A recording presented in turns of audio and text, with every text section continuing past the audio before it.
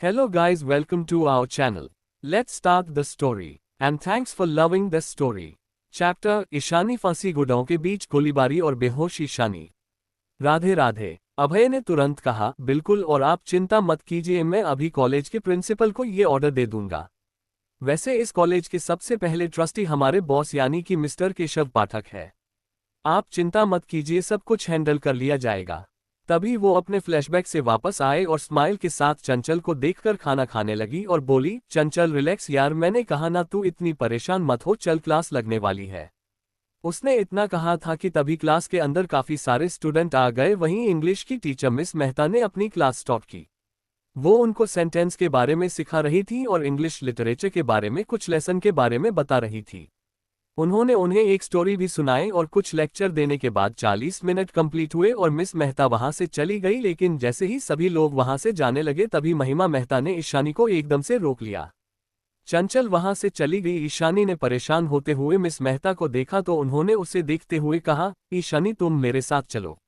ये कहते हुए वो उसे लेकर अपनी केबिन में चली गई। ईशानी उनके सामने खड़ी हुई थी। महिमा मेहता ने ईशानी को देखते हुए कहा, ईशानी देखो, आई नो कि अन्य और सुनील जो करते हैं वे गलत है, लेकिन उनसे तुम्हारा पंगा लेना ठीक नहीं है। तुम जानती हो ना वो किसी किस्म के हैं। मिस मेहता की बात सुनकर ईशानी ने मुस्कुराते हुए कहा, ma'am thank you so much for your concert, लेकिन आप चिंता मत कीजिए, मैं मैटर को हैंडल कर लूंगी। मैं वादा करती हूँ कि मैं बिना मतलब के किस कोई पंगा नहीं लूंगी। मिस मेहता ने मुस्कुराते हुए कहा, आई नो, मैं तुम्हें काफी टाइम से ऑब्जर्व कर रही थी। तुम काफी सीधी सादी लगी हो, लेकिन ये कॉलेज वैसा नहीं है जैसे तुम सोचती हो। कॉलेज के प्रिंसिपल के कुछ रूल्स हैं अपने और प्रिंसिपल के बेटे के कुछ अपने हैं, और तुम्हारा उन सभी से इतना उलझना ठीक नहीं होगा। मैं बस तुम्हें समझाना चाहती थी। आई होप कि तुम्हें मेरी बात अब समझ में आ गई होगी। ईशानी ने बस अपना से हमें लाया और वहां से चली गई। Weapon industry. वहीं दूसरी तरफ वेपन इंडस्ट्री में टॉप फ्लोर पर केशव अपने केबिन में बैठा हुआ था। उसी के सामने अभय एक फाइल लिए उसके सामने खड़ा था। उसने वो फाइल टेबल रखते हुए सामने बैठकर कहा, बॉस, मिस ईशानी का कॉल आया था। केशव ने चौंकते हुए कहा, क्या? लेकिन तुम्हें कॉल क्यों है? कोई काम की काम था। अभय ने कहा, जी उन्हें कॉलेज का कुछ मैटर हैंडल करना था। कुछ स्टूडेंट है और मिस्टर भारद्वाज के 2 बच्चे और उनके कुछ फ्रेंड्स। मैं प्रिंसिपल को सख्त हिदायत दी कि मिस ईशानी के सभी मैटर्स को काफी अच्छे से हैंडल करें और कोई भी उन्हें तंग ना करे। और कुछ बॉस। केशव ने मुस्कुराते हुए कहा, मैंने सुना कि आप उनसे मिलने वाले हैं। अगर आप चाहे तो मैं कोई वीआईपी टेबल बुक करवा दूं। केशव ने कहा, नहीं, आज मैं बस उससे मिलना चाहता हूं। एक काम करो, रेस्टोरेंट में खाना ऑर्डर करवा दो, ओके, लंच में उसके साथ करूंगा। अभय ने मुस्कुराते हुए कहा, वाह बॉस, क्या बात है बॉस, लगता है कि आप काफी बदल गए हैं। ये किस चीज का असर है? आप पहले ऐसे नहीं थे ना, कॉलेज में ऐसे थे। अचानक से आपको क्या हो गया? ये आपके अंग ढंग कैसे बदल गए? ये कहते हैं उसने उसको परेशान किया। केशव ने उसे घूमते हुए कहा, तुम कुछ ज्यादा बोल रहे हो। अभय ने हंसते हुए कहा, क्यों भाई, we are friends, best friends, हम ऐसी बातें कर सकते हैं। केशव ने उसे घूरते हुए कहा, चुपचाप यहां से जाओ, मुझे तुमसे ऐसी कोई बात नहीं करनी। अभय मुस्कुराकर बोला, यार, एक तो मैं अपने दोस्त को अपना बॉस बनाया ये सोचकर कि हम दोनों यहाँ पर बैठकर एंजॉय कर सकेंगे, और उसके साथ ऐसा हुआ है तो मेरे साथ ऐसा भी कैसे कर सकते हो? मैं तुम्हारा इकलौता दोस्त हूँ। केशव ने उसे घूरा और फिर पेपर वेट उठाकर उसकी तरफ फेंका, लेकिन ठीक टाइम पर अभय ने उसे कैच कर लिया। अभय ने हैरान होते हुए कहा, अबे पागल इंसान, क्या पागल है? अगर मेरे लग जाता तो मेरी जान चली जाती, फिर तुम्हारी कंपनी संभालने वाला कोई नहीं होता। केशव ने उसे घूरा। अभय ने कहा, यार तुम काफी अजीब हो। एक तो मैं तुम्हारे साथ दोस्ती की, तुम्हें अपना बॉस बनाया, और तुम मुझे ये सिला दे रहे हो दोस्त बेवफा हो गया। हे भगवान, पता नहीं किस मनहूस दिन पर मैंने इसे अपना दोस्त बनाया। जब या मेरी याददाश्त चली गई थी या फिर मैं पागल हो गया था, कैसे? केशव ने हल्का सा मुस्कुराते हुए कहा, तुम यहाँ पर ये नौटंकी बंद करो ना। उसे होते हुए मैं बात करूँ तो करूँ कैसे? क्या तुम्हें कबाब में हड्डी बनना है? अभय ने घूरते हुए कहा, ओके ठीक है, आप दोनों अकेले एंजॉय कीजिए, मैं आपको डिस्टर्ब नहीं करूंगा। मुझे भी कबाब में हड्डी बनने का कोई शौक नहीं है, लेकिन याद रखिए मेरा भी टाइम आएगा। ये कहते हुए वहां से चला गया। उसके जाते ही केशव के चेहरे पर स्माइल आ गई। वही सामने टंगी ईशानी की फोटो को देखने लगा, जो कि उसने कल रात खींची थी और उसने उसे अपने केबिन में फ्रेम करवा लिया था।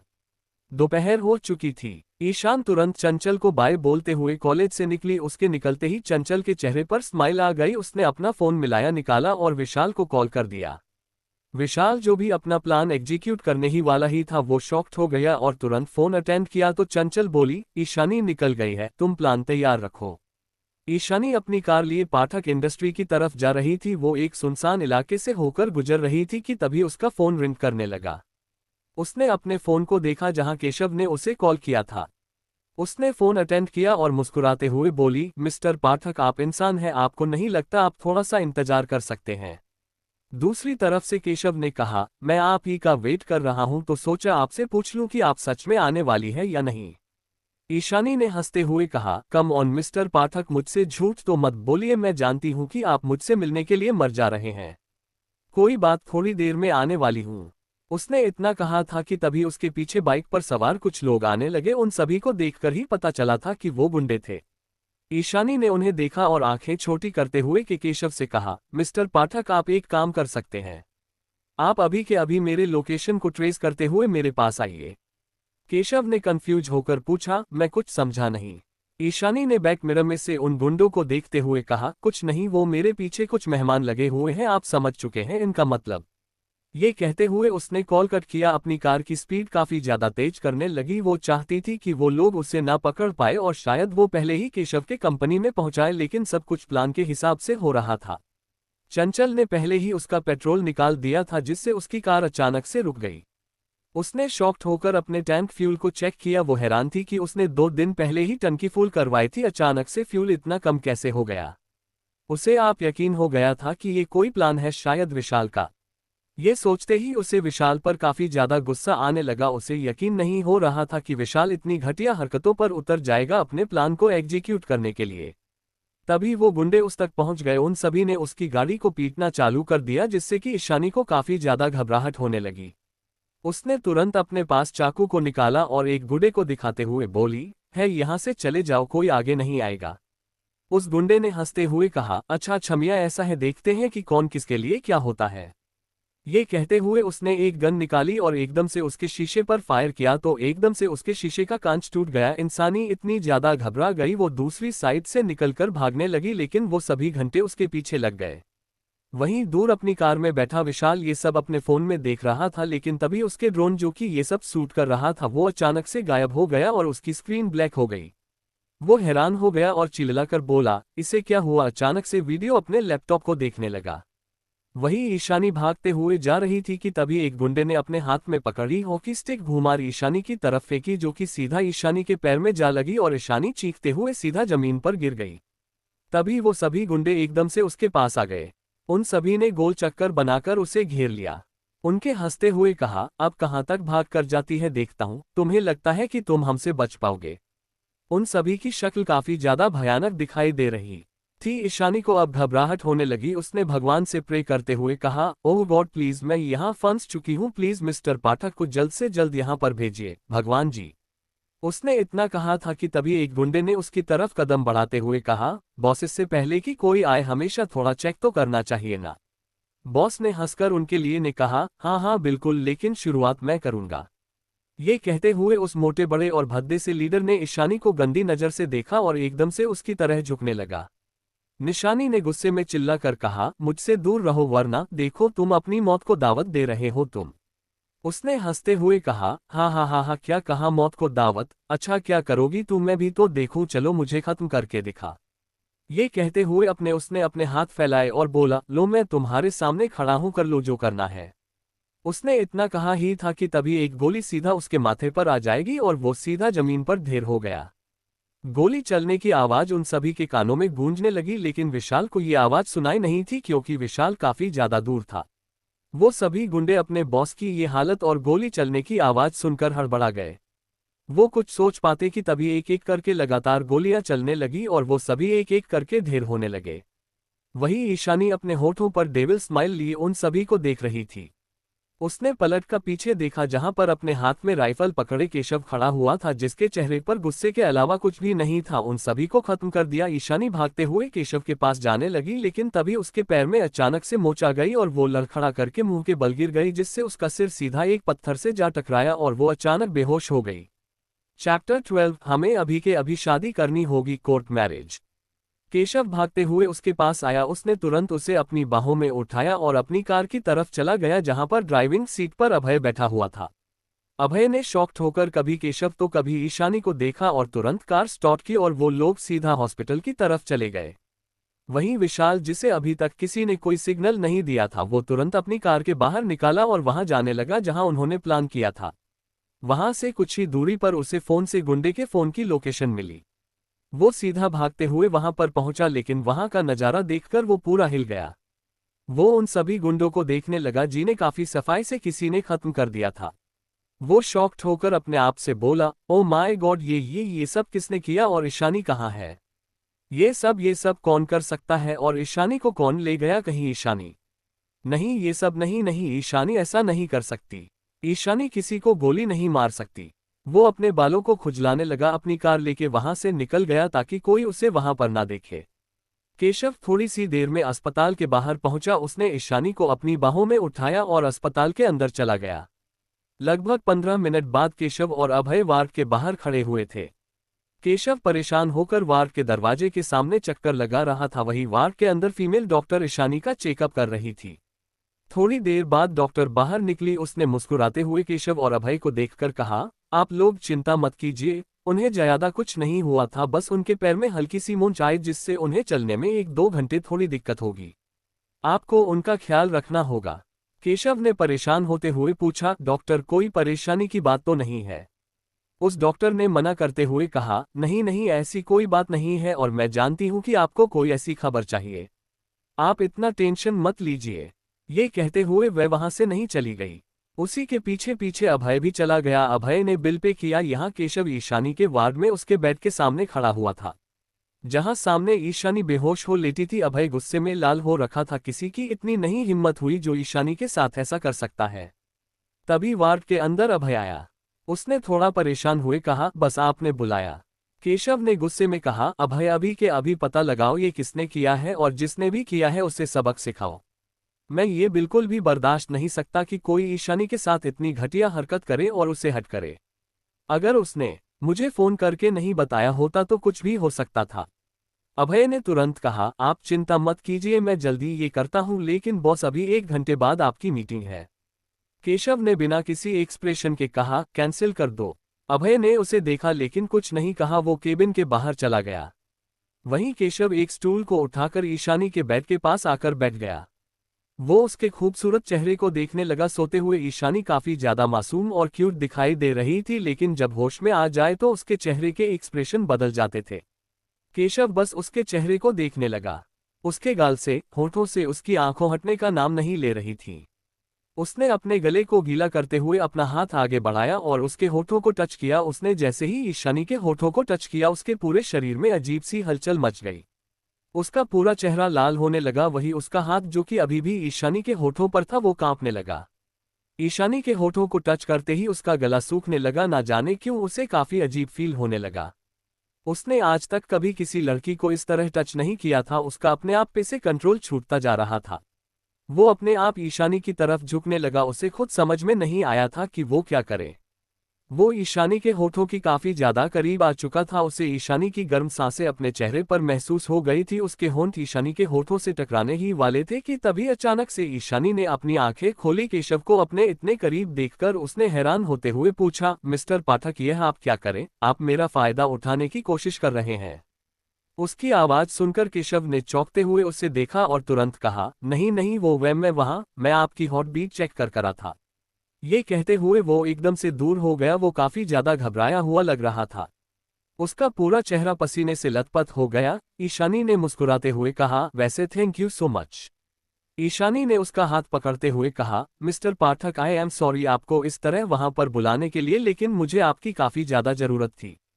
केशव ने उसके हाथ पर हाथ रखते हुए कहा, थैंक यू मुझे तुम्हें बुलाने के लिए, और तुमने मुझे इस लायक समझा कि मैं तुम्हारी हेल्प कर सकूं। आगे से जब भी तुम्हें हेल्प की जरूरत पड़ेगी तो मुझे कह सकती हो। मैं तुम्हें यकीन दिलाता हूं कि मैं हर कदम पर तुम्हारे साथ दूंगा और हेल्प करूंगा। ईशानी ने नम आंखें लिए उसे देखते हुए पूछा, अगर आप अपनी ये वादा पूरा नहीं कर पाए तो? उसकी आवाज काफी ज्यादा धीमी और डरी हुई थी। केशव ने उसके गाल पर हाथ रखते हुए कहा, जानती नहीं हो क्या केशव पाठक कभी भी अपना वादा नहीं तोड़ता, मैं हमेशा तुम्हारे साथ दूंगा।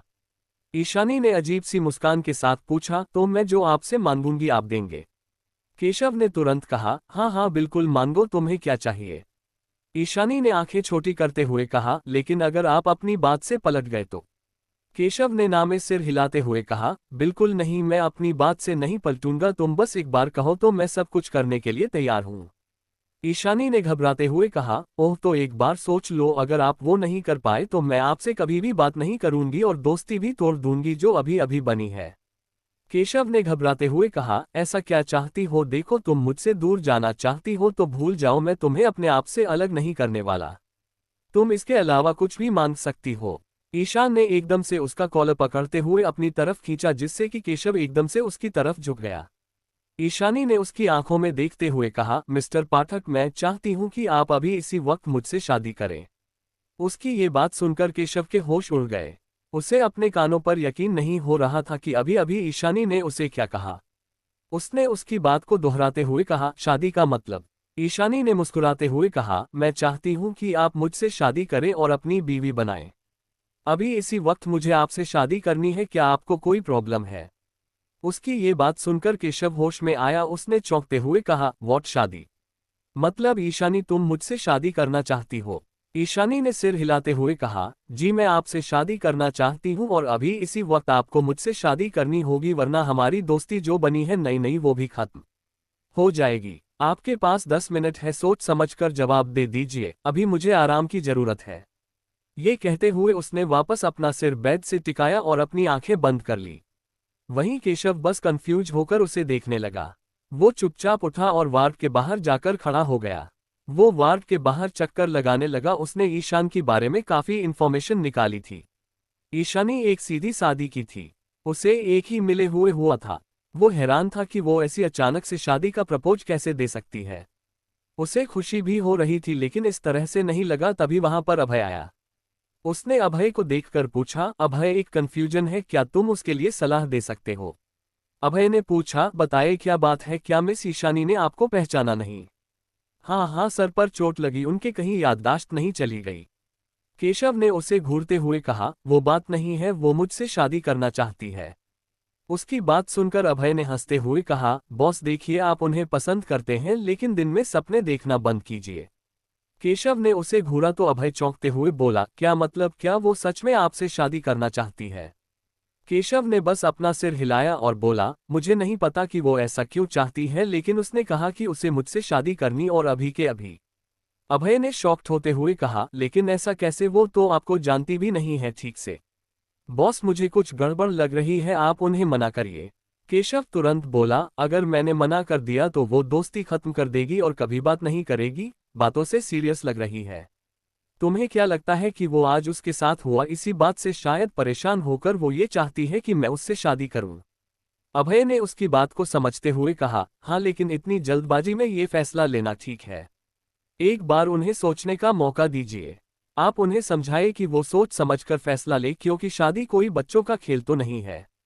केशव मना करते हुए बोला, मैंने कोशिश की लेकिन वो सुनने को तैयार नहीं है। उसने साफ साफ कहा है, अगर मैं 10 मिनट के अंदर से जवाब नहीं दिया तो वो मुझसे अपनी दोस्ती खत्म कर देगी और 2 मिनट बाकी है। अभय ने शॉक्ड होकर कहा, बॉस मैं आपको समझा सकता था लेकिन मुझे उनमें कुछ बुराई नहीं लगती, वो सीधी सादी लड़की लगती है। आप उनके साथ शादी करना चाहते हैं तो कर सकते हैं, मैं आपको कोई गलत सलाह तो नहीं दूंगा जो आपके लिए बाद में जाकर खतरा बने। केशव ने अपना फोन निकाला और तुरंत दामिनी को कॉल मिला दिया। दामिनी जो कि इस वक्त पाठक महल में मेन हाल में बैठी हुई अपना टीवी सीरियल देख रही थी। उन्होंने अपने फोन को देखा और तुरंत अटेंड करते हुए कहा, बताओ हमारे पोते को इस तरह अचानक ऑफिस के टाइम में अपनी दादी की याद कैसे आ गई? तुमने आज तक हमें इस तरह ऑफिस टाइम में कभी कॉल नहीं किया, क्या बात है? केशव ने शांत आवाज में पूछा, दादी एक प्रॉब्लम है, मैं इस वक्त मिस ईशानी के साथ हूं और उन्होंने मुझे एक डिमांड की है जो अगर मैंने पूरी नहीं की तो वो मुझे छोड़कर चली जाएगी। उसकी बात सुनकर दामिनी जी ने तुरंत कहा, अगर ऐसी बात है कुछ भी करो, उसे मनाओ, लेकिन वो तुम्हें छोड़कर नहीं जानी चाहिए। मुझे उसके अलावा कोई और लड़की अपनी पोता बहू के रूप में नहीं चाहिए, समझे। केशव ने परेशान होते हुए कहा, लेकिन वो चाहती कि मैं उससे शादी करूं। चैप्टर 13 ईशान ने किया केशव को इग्नोर और केशव की फ्लर्टिंग। दामिनी जी ने चौंकते हुए सोफे पर खड़े होकर पूछा, क्या सच में वो तुमसे शादी करना चाहती है अभी? केशव ने कहा, जी वो मुझे अभी के अभी शादी करना चाहती है। मैं आपसे जानना चाहता हूं कि आपका क्या ख्याल है। दामिनी जी ने कुछ सोचा और मुस्कुराते हुए बोली, मेरा क्या ख्याल हो सकता है, तुम सोचो, तुम्हें शादी करनी है तो कर सकते हो, मुझे कोई एतराज नहीं है, और मेहमानों को, रिश्तेदारों को मैं हैंडल कर लूंगी, ठीक है। ये कहते हुए उन्होंने कॉल कट किया और इधर केशव तुरंत वार्ड के अंदर चला गया और ईशानी को देखने लगा जो कि एप्पल आकट के खा रही थी। उसने मुस्कुराते हुए कहा, अगर आपको एप्पल खाना था तो मुझे बता देती, मैं एप्पल छीन लेता।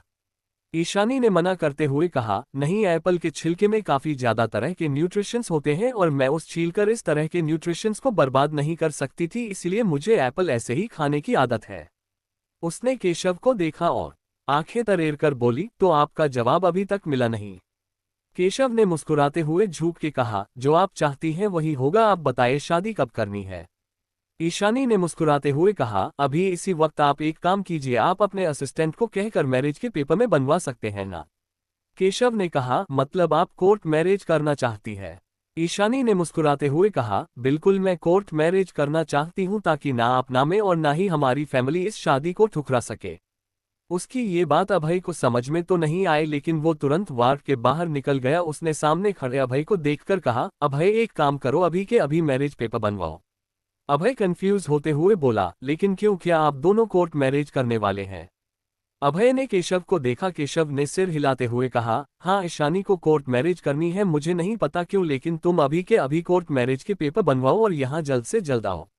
अभय ने तुरंत कहा, ओके, मैं अभी के अभी पेपर बताता हूँ।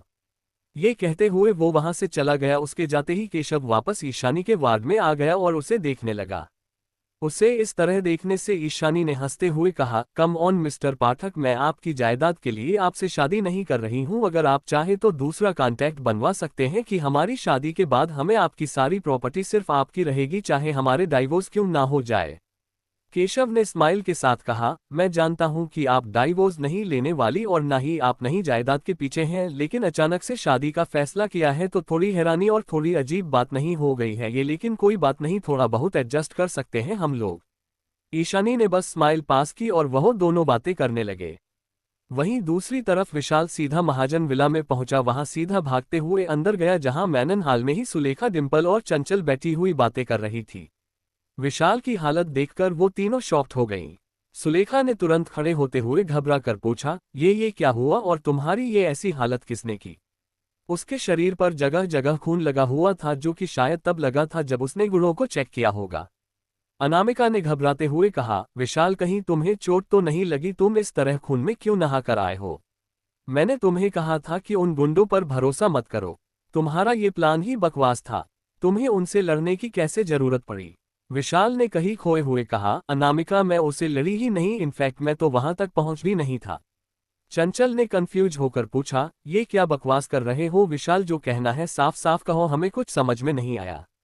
विशाल ने उससे घूरते हुए कहा, साफ साफ सुनना है तो साफ साफ सुनो। साफ साफ बात यह है कि मुझे नहीं पता कि क्या हुआ, लेकिन ईशानी वहां पर नहीं है। मैं अपनी कार में बैठा हुआ उनके एक्शन ड्रोन से देख रहा था और उनके गुंडों के इशारे का वेट कर रहा था, लेकिन जब मैं वहां पहुंचा तो मुझे उन सभी गुंडों की लाश के अलावा कुछ भी नहीं मिला। किसी ने उन्हें गोली मार के खत्म कर दिया है और ईशानी को अपने साथ ले गया है।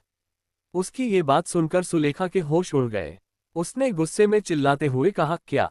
लेकिन ऐसे कैसे कोई उसे लेकर जा सकता है? क्या तुम पागल हो गए हो? तुम्हें उसे बताना चाहिए था ना तुम। ये कहते हुए उसने गुस्से में अपने दांत पीसे और अनामिका को देखकर कहा, ये तुम्हारा प्लान और तुम्हारे बॉयफ्रेंड का, दोनों का प्लान बकवास था। तुम्हें क्या लगता है इस तरह करने से वो इसके करीब आ जाती है? अनामिका ने दांतों पीसते हुए कहा, इन सब का समय नहीं है, अभी ये पता लगाए कि वो बेवकूफ लड़की कहाँ है। मुझे लगता है कि कोई उसे बचा कर ले गया है। विशाल ने घबराते हुए कहा, या फिर उसे खत्म करने के लिए। चंचल ने घबराते हुए कहा, आंटी, वो कॉलेज के बारे में मैंने आपको बताया था ना, मुझे लगता है कि ये काम उनकी फैमिली में से किसी का हो सकता है। अनामिका ने गुस्से में उसे देखा और कहा, ये क्या बकवास कर रही हो चंचल, वो लोग स्टूडेंट है। बस इतनी छोटी सी बात के लिए वो इतने लोगों को मारेंगे और फिर उसे किडनैप करके थोड़ी ना लेकर जाएंगे, और उन्हें कैसे पता कि ईशानी वहां पर है। मुझे लगता है कि ये किसी और का काम है। हमें कुछ और सोचना होगा। विशाल, क्या तुमने सच में किसी को नहीं देखा? विशाल ने ना में सिर हिला दिया। वो सभी लोग परेशान होकर एक दूसरे को देखने लगे। वही लगभग आधे घंटे बाद केशव और ईशानी उसके वार्ड में सोफे पर बैठे हुए थे। केशव ने उन पेपर्स को देखा और साइन करके ईशानी को दिया। ईशानी अपनी आंखें बंद कर ली, उसे अपनी पुरानी अतीत की यादें ताज़ा हो गईं। उसे याद आया कि उसने अपनी शादीशुदा जिंदगी में एक पल भी केशव को खुशी नहीं दी। हमेशा उसे तंग किया, उसकी फैमिली, उसके अपनों को हर पर दुख पहुंचाया, और सिर्फ किस लिए? विशाल के लिए, जिसने उसे लास्ट में धोखा दे दिया, उसे जान से मार दिया। उसने गहरी मुस्कान के साथ केशव को देखते हुए डॉक्यूमेंट पर साइन कर दिया और अपना हाथ आगे बढ़ाते हुए बोली, कंग्रेचुलेशन मिस्टर पाठक, आज से हम हस्बैंड वाइफ बन गए। केशव को अभी भी यकीन नहीं हो रहा था कि जो वो देख रहा था, जो उसके साथ हो रहा था, वो सच है या सपना। जिस लड़की को उसने पहली नज़र में पसंद कर लिया, वो आज उसकी बीवी बन चुकी थी। उसे यकीन नहीं आ रहा था। ईशानी ने उसे ऐसे देखा और एकदम से उसके कंधे पर चुकोटी काटी और फिर हंसने लगी। उसे हंसते देखा केशव को भी हंसी आ गई। थोड़ी देर बाद वो डॉक्यूमेंट अभय ने कोर्ट में सबमिट करवा दिए और उनकी शादी को लीगल घोषित कर दिया गया। ईशानी लगभग ठीक हो चुकी थी, हालांकि उसे चलने में थोड़ी प्रॉब्लम थी, इसलिए केशव ने उसे अपनी बाहों में उठाया हुआ था। वो उसे लेकर सीधा हॉस्पिटल के बाहर निकाल, जहां आसपास मौजूद सभी नर्स और अस्पताल में आए सभी पेशेंट और फीमेल स्टाफ उसे देखने लगे। वो लड़कियां हैरान थी कि केशव जैसा हैंडसम इंसान ईशानी को अपनी बाहों में उठाए जा रहा है। उन्हें ईशानी से जलन हो रही थी, क्योंकि जब केशव थोड़ी देर पहले आया था तभी उसने ईशानी को ही अपनी बाहों में उठाया हुआ था। केशव सीधा अपनी कार में बैठा, वही अभय ड्राइविंग सीट पर। वो तीनों वहां से निकल गए। अभय अभी भी कंफ्यूज था। उसे यकीन नहीं हो रहा था कि उसके बॉस ने शादी कर ली और अचानक से उसकी लेडी बॉस आ चुकी थी। उसे ये सब काफी ज्यादा अजीब लगा था, लेकिन यकीन करने के अलावा उसके पास कोई ऑप्शन नहीं थी। वही ईशानी विंडो के बाहर देख रही थी। वो विंडो से अंदर आई हुई शांत, ठंडी और शीतल हवा को अपने चेहरे पर महसूस कर रही थी। उसे अजीब सा सुकून मिल रहा था, जैसे उसने दुनिया जीत ली हो। वही केशव बस मुस्कुराते हुए उसे देखे जा रहा था। केशव ने अपने कोट के बटन को खोलते हुए रिलैक्स होकर ईशानी को देखते हुए कहा, ईशानी, आप हमारी वाइफ बन चुकी है और आप मुझसे इतनी दूर बैठी हुई है। क्या मेरे अंदर कांटे लगे हुए हैं? ईशानी ने पलट के उसे देखा और हंसते हुए बोली, मैंने ऐसा तो नहीं कहा। केशव ने उसे देखते हुए कहा, तो फिर आप हमसे इतनी दूर क्यों बैठी हुई है और आप विंडो के बाहर देख रही है? मुझे यकीन नहीं आता कि आप ऐसा कर रही हैं। आप जानते हैं मैं इतना हैंडसम हूं कि दुनिया की हर लड़की मुझसे बात करना चाहती है, मुझे अपना बॉयफ्रेंड बनाना चाहती है, लेकिन मैंने सिर्फ आपको चुना और आप मुझे इस तरह इग्नोर कर रही हैं। उसकी ऐसी फ्लर्टिंग बातें सुनकर ईशानी को हंसी आ गई। उसने हंसते हुए कहा, रिलैक्स मिस्टर पाठक, आप जानते हैं कि आपका नेचर कैसा है और उसके बावजूद आप मेरे साथ ऐसे फ्लर्ट कर रहे हैं। प्लीज ये सब बंद कीजिए, मुझे शर्म आ गई है। केशव ने उसके करीब आकर कहा, मैं यही तो चाहता हूं कि आपको शर्माएं। वही अभय बेचारा अपने दांत पीते हुए उन दोनों की बातें सुन रहा था। उसे काफी ज्यादा अजीब लगा था। वो आज तक ऐसे कपल के साथ नहीं बैठा था। उसे कपल्स के साथ उठना बैठना बिल्कुल पसंद नहीं था, और इतनी रोमांटिक बातें सुनकर उसे हैरानी हो रही थी, क्योंकि अभी तक उसकी कोई कम नहीं थी। वो बेचैन सिंगल बचा था। उसके बॉस की भी शादी हो गई। उसे अपने आप पर शर्मा की थी कि उसने अभी तक किसी लड़की को क्यों नहीं पटाया। हाँ, उसने पटाया इसलिए नहीं था कि उसे लगा कि उसका बॉस भी उसी की तरह सिंगल है तो उन दोनों की केमिस्ट्री बनी रहेगी, लेकिन आज उसके बॉस ज्यादा दोस्त ने अचानक से शादी करके उसके सपने को तार तार कर दिया था। थोड़ी ही देर में वो लोग पाठक हवेली पहुंच गए। वो तीनों सीधा घर के अंदर जाने लगे कि तभी दरवाजे पर खड़ी दामिनी जी ने उन्हें रोक लिया। उन्होंने मुस्कुराते हुए केशव को देखा, जिसने अपनी बाहों में ईशानी को उठाया हुआ था। उन्होंने हंसते हुए कहा, केशव बेटा, अपनी बीवी को थोड़ी देर के लिए उतार दो, हमें कुछ रस्में करनी है। केशव ने अपनी दादी को देखा और फिर ईशानी को उसने ईशानी को नीचे उतार दिया। दामिनी जी ने चौखट ने सामने एक कलश रखा और उसी के आगे एक कुमकुम से भरा हुआ पीतल का थाल। चैप्टर 14, रिसेप्शन पार्टी और नफरत का तूफान। पाठक महल। धीरे धीरे शाम होने लगी। पाठक महल में काफी धूमधाम मची हुई थी। पूरे महल को काफी अच्छे से दुल्हन की तरह सजाया हुआ था। दुल्हन की तरह ऐसा लग रहा था कि आज कोई राजा वहां पर आने वाला हो। वैसे सच तो था, यहाँ पर शादी हो चुकी थी। पाठक फैमिली के इकलौते वारिस केशव पाठक की शादी हो चुकी थी और आज उसकी शादी की रिसेप्शन पार्टी थी। काफी लोग वहां पर आए हुए थे, न्यूज रिपोर्टर्स और मीडिया वाले भी वहां पर मौजूद थे। दामिनी जी और अभय सब कुछ हैंडल कर रहे थे, वो सभी गेस्ट का वेलकम कर रहे थे। वही ऊपर केशव जो कि इस वक्त अपने मिरर के सामने तैयार हो रहा था, बोला, ईशानी अभी तक तुम्हारा हुआ नहीं क्या? ईशानी बाथरूम के अंदर से चिल्लाई, मैं तुम्हें छोड़ूंगी नहीं। मैंने कहा भी था कि जल्दी उठा देना और तुमने मुझे उठा नहीं।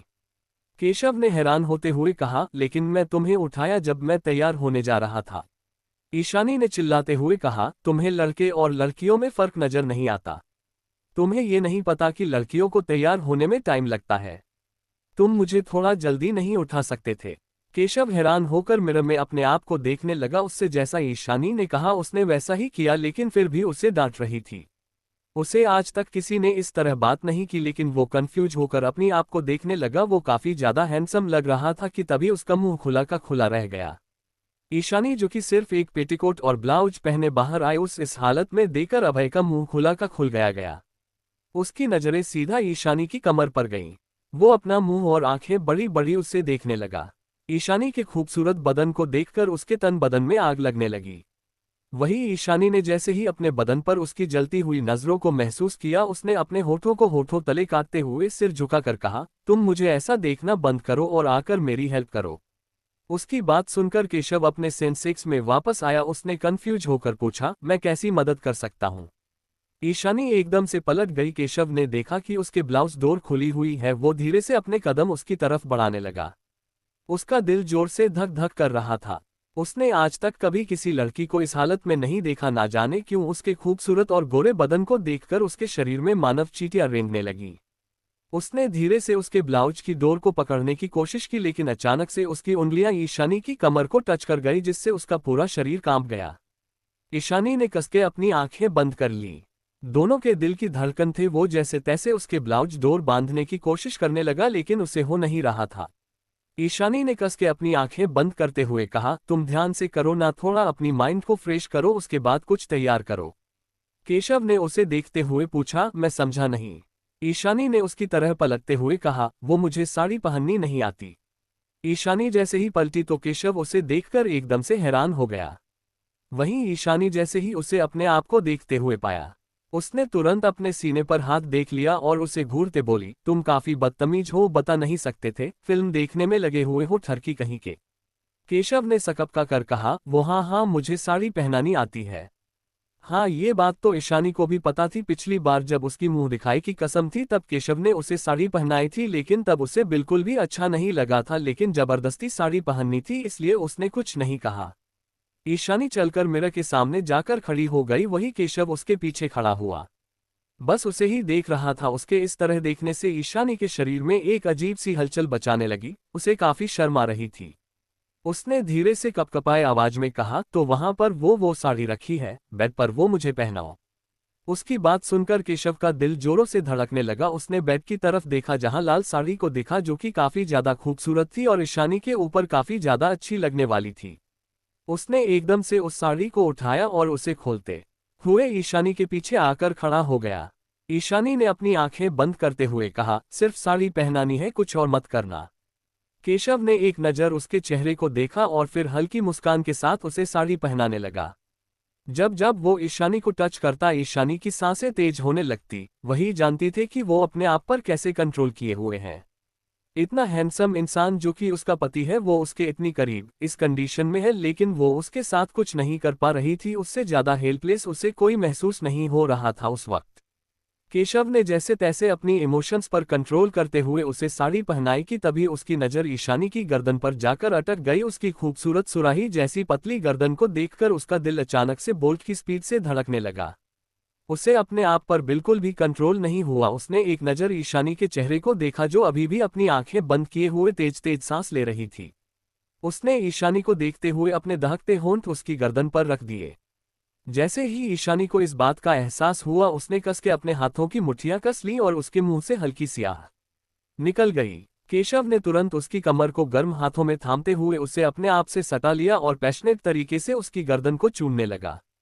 वो चूम ही रहा था कि तभी उसका फोन रिंग करने लगा। फोन की रिंगटोन सुनकर वो दोनों अपने सेंसेस में वापस आए। केशव को एहसास हुआ कि उसने अभी अभी होश गंवाते हुए क्या किया। वो तुरंत एकदम से ईशानी से दूर जाता और से नजर झुकाते हुए बोला, आई एम सॉरी, वो मुझे पता नहीं क्या हो गया, आई एम वेरी सॉरी। ये कहते हुए उसने कांपते हाथों से अपना फोन उठाया और तुरंत कमरे के बाहर निकल गया। वहीं ईशानी, जिसका पूरा चेहरा लाल पड़ चुका था, वो अपनी आंखों में एक अजीब सी कशिश लिए मिरर में अपने चेहरे को देखने लगी और शर्माते हुए उसने ज्वेलरी पहनी और बेड पर जाकर बैठ गई। नीचे सभी लोग आ चुके थे, वहीं एक कोने में शक्ति और तेज खड़े हुए थे। तेज ने हैरान होते हुए कहा, ओह गॉड, यकीन नहीं आता कि ईशानी ने मिस्टर पाठक शादी कर ली। शक्ति, क्या तुम्हें इसके बारे में कुछ पता था? शक्ति ने मना करते हुए कहा, नो वे डैड, अगर मुझे पता होता तो मैं आपको बताता नहीं क्या। इसलिए तो मैं आपसे मिस्टर पाठक का एड्रेस लिया था। मुझे पता नहीं था कि मिस्टर पाठक ने हमें भी इनवाइट किया है। तेज ने मुस्कुराते हुए कहा, घर पर मुझे पहले इनविटेशन आ गया था।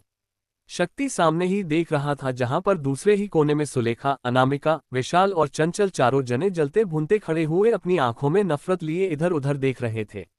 अनामिका ने रहीसी को देखा तो आंखों में एक अजीब सी कशिश लिए गुस्से में कहा, ऐसा नहीं हो सकता। मुझे इस सब लोगों से नफरत है और खास तौर पर इस शादी को ऑर्गेनाइज करने वाले से और ईशानी की बच्ची से। उसकी वजह से सब कुछ बर्बाद हो गया है। चंचल ने उसे शांत करते हुए कहा, अनामिका शांत हो जाओ, अभी सब सोचने का वक्त नहीं है, हमें पेशेंस से काम लेना होगा। हालांकि वो खुद जल टुकड़ी बन चुकी थी। उसे केशव पसंद आ गया था, लेकिन केशव ने भी ईशानी को चुना। उसे अब ईशानी से और ज्यादा नफरत हो गई थी। सुलेखा ने भी कहा, हाँ, हमें पेशेंस से काम लेना होगा। ये हमारा घर नहीं है, हम इस तरह सब कुछ खत्म नहीं कर सकते। हमें उसे समझा बूझकर मनाना होगा। विशाल ने परेशान होते हुए कहा, लेकिन आंटी ये कैसे होगा, वो अब शादी कर चुकी है और अब पूरी मीडिया आज जान भी जाएगी तो हम उसे क्या समझाएंगे। सुलेखा ने विशाल को घूरते हुए कहा, तो फिर तुम किस लिए हो? तुम उसे किसी अलग जगह पर लेकर जाओगे, उसे अपने प्यार का इजहार करोगे और कैसे भी करके उसे यकीन दिलाओगे कि तुम उससे प्यार करते हो और उसे तुम्हें किसी भी तरह से मनाना होगा। देखो, मैं कोई और प्रॉब्लम नहीं चाहती। मैंने बहुत मुश्किल से ये सब हासिल किया है, तुम्हें पता नहीं है मेरे सालों की मेहनत लगी है इसके पीछे। मैं विधवा हो चुकी हूँ, ऊपर से मैं ये सारी जमीन ज्यादा एक अनाथ के लिए गंवा नहीं सकती, समझ में आई बात से? विशाल ने चुपचाप सिर हिला दिया और आसपास डेकोरेशन को देखने लगे। डेकोरेट देखकर वो लोग हैरत में पड़ गए। वो जानते पाठक फैमिली उनकी सोच के हिसाब से काफी ज्यादा अमीर थी, वहां की हर चीज महंगी और ब्रांडेड थी। खाने से लेकर वहां लगाए पर्दे, यहां तक कि वहां पर रखे सभी सामान महंगे और ब्रांडेड और बाहर से इंपोर्ट करके मांगे गए थे। विशाल तो हैरान होकर वहां आए लोगों को ही देखा था, जिन्हें उन्हें उसने आज तक सिर्फ टीवी या न्यूज में ही देखा था। ये इंडिया के सबसे अमीर इंसानों में से एक थे। वहीं वहां पर पॉलिटिक्स और पुलिस डिपार्टमेंट के भी बड़े बड़े ऑफिसर्स आए हुए थे। ये देखकर सुलेखा को एक अजीब सी जलन हो रही थी। जिस लड़की को उन्होंने पाल पोसा, इतना हट किया, जिसके साथ इतना मिसबिहेव किया, जिसके लिए उन्होंने इतने सारे प्लान बनाए उसे खत्म करने के लिए, आज वो लड़की इंडिया के सबसे अमीर इंसान की वाइफ बन चुकी थी। सबसे ज्यादा जलन तो अनामिका और चंचल को हो रही थी। अनामिका के पास तो वजह थी, लेकिन चंचल के पास एक अलग ही वजह थी। वो केशव के बारे में ही सोच रही थी। उसे गुस्सा आया था कि जिस इंसान को उसने पसंद किया वो उसकी बेस्ट फ्रेंड को कैसे पसंद कर सकता है। उसे ईशानी से और ज्यादा नफरत होने लगी। वही सभी लोग उन दोनों के बारे में ही बातें कर रहे थे। किसी को कुछ समझ में नहीं आया था कि अचानक केशव पाठक ने शादी कैसे कर ली। बहुत लोग केशव को जानते भी थे, जिन्हें काफी अच्छे से पता था कि केशव कैसे इंसान है। उसे लड़कियां बिल्कुल पसंद नहीं। केशव लड़कियों में इंटरेस्ट ना लेने वाला इंसान अचानक से लड़की से शादी कैसे कर सकता है। वहीं दूसरी तरफ दामिनी की कुछ दूरी पर खड़ी दामिनी की बेस्ट फ्रेंड कनिका खड़ी हुई थी और उसी के बगल में जूलिया। वो दोनों गुस्से में लाल पीली हुए जा रही थी। उन्हें अभी भी यकीन नहीं आ रहा था कि केशव नहीं सच में शादी कर ली है, और वो भी ईशानी से। चैप्टर 15, लो आ गई मुसीबत। ईशानी को हुई जलन। जूलिया ने गुस्से में अपनी दादी का हाथ पकड़ते हुए कहा, दादी मुझे यहाँ पर आना नहीं था, तो फिर आप मुझे यहाँ पर क्यों ले गए हैं? कनिका ने गुस्से में कहा, तुम बेवकूफ़ी मत करो और मत भूलो कि दामिनी हमारी दोस्त है और हमें उसकी खुशी में शामिल होना था, और वैसे भी अभी सब कुछ खत्म नहीं हुआ है। तुमने कहा था कि तुम्हें केशव को किसी भी कीमत पर पाना है, तो तुम्हें इतनी जल्दी हार नहीं माननी चाहिए। अभी सिर्फ शादी हुई है, ज्यादा कुछ नहीं हुआ है। जूलिया कंफ्यूज होते हुए अपनी दादी को देखने लगी। अब शादी हो चुकी है, इससे ज्यादा और होने को बचा ही क्या है, लेकिन अभी उसने अपनी दादी से इस बात का जवाब नहीं मांगा। वह जलती नजरों से सामने देखने लगी, उसे काफी ज्यादा गुस्सा आ रहा था। जो पार्टी उसके लिए होनी चाहिए थी वो उस दूसरी लड़की के लिए हो रही थी।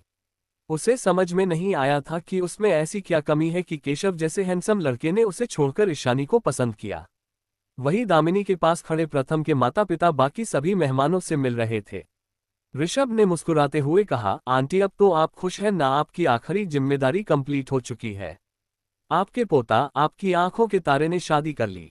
दामिनी ने मुस्कुराते हुए कहा, ये बात तो है, मुझे इस बात की काफी ज्यादा खुशी है और ज्यादा खुशी इस बात की है कि शादी उसे लड़की के साथ हुई है जिसे मैंने पसंद किया है। खुशी ने मुस्कुराते हुए कहा, चलिए आंटी ये तो बहुत अच्छी बात है, वरना आजकल के बच्चे अपनी ही पसंद से शादी करते हैं। दामिनी ने हंसते हुए कहा, बेटा अगर वो अपनी पसंद से भी शादी कर लेता तब भी मुझे खुशी ही होती। बेटा वो शादी करे इस बात की मुझे टेंशन थी। उसने आज तक कभी किसी लड़की को पसंद ही नहीं किया, लेकिन जिस लड़की को उसने पसंद किया है अगर वो तुमसे मिलोगी तो तुम उसे देखती ही रह जाओगी। दामिनी की ऐसी बातें सुनकर ऋषभ और खुशी भी ये जानना चाहते थे कि केशव ने किसके साथ शादी की है।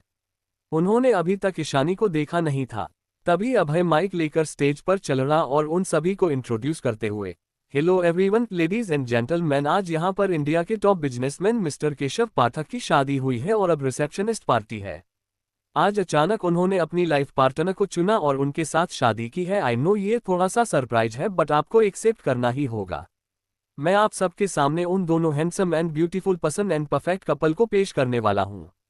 उसने कहा कि स्पॉटलाइट ऑफ हो गई और तभी स्पॉटलेस स्टेयर की तरफ पॉइंट हुई। जैसे ही स्टेटस की तरफ स्पॉटलाइट पॉइंट हुई तो वहां देखकर सभी लोग चौंक गए। सभी लोग अपनी आंखें बड़ी बड़ी सामने देखने लगे, जहां पर ब्लैक कलर के 3 पीस सूट में पहने केशव और वही उसी के हाथ में हाथ डाले रेड कलर की काफी महंगी और डिजाइनिंग साड़ी और डायमंड नेकलेस कैरी किए हुए ईशानी चलते हुए आ रही थी। वो दोनों परफेक्ट कपल लग रहे थे। ईशानी ने काफी लाइट मेकअप, हैवी ज्वेलरी और एकदम कतल एटीट्यूड कैरी किया हुआ था। इसके बावजूद वो काफी ज्यादा खूबसूरत दिखाई दे रही थी। लड़कों की नजरें तो उसके ऊपर से हटने का नाम नहीं ले रही थी, जिससे केशव को काफी ज्यादा गुस्सा आ रहा था। उसकी बीवी को कोई तारे उसे बिल्कुल भी पसंद नहीं। उसने ईशानी का हाथ कसके पकड़ लिया जैसे कि ईशानी उसे छोड़कर चली जाएगी। वही वहां मौजूद सभी लड़कियां भी आंखें भी केशव को ही देख रही थी। उन्होंने आज तक केशव के बारे में सब सुना था। उसे इतनी हैंडसम लुक में देखकर वो सभी हक्की बक्की अपना मुंह और आंखें खोले उसे देखे जा रही थी। वही सबसे ज्यादा तो चंचल है। हाथ रखे चंचल अपने दिल की धड़कनों को रोक नहीं पा रही थी। उसकी नजरें केशव के कपड़े और branded watch, shoes, long coat और लुक्स के ऊपर से हटने का नाम नहीं ले रही थी। चलते हुए ईशानी ने नजर घूमते हुए आसपास देखा कि तभी सामने खड़ी अपनी माँ और बहन के साथ विशाल और चंचल को देखकर उसकी आंखें एकदम से छोटी हो गई, लेकिन तुरंत उसने अपनी एक्सप्रेशन नॉर्मल करते हुए मुस्कुराते हुए केशव के साथ सभी लोगों के बीच आ गई।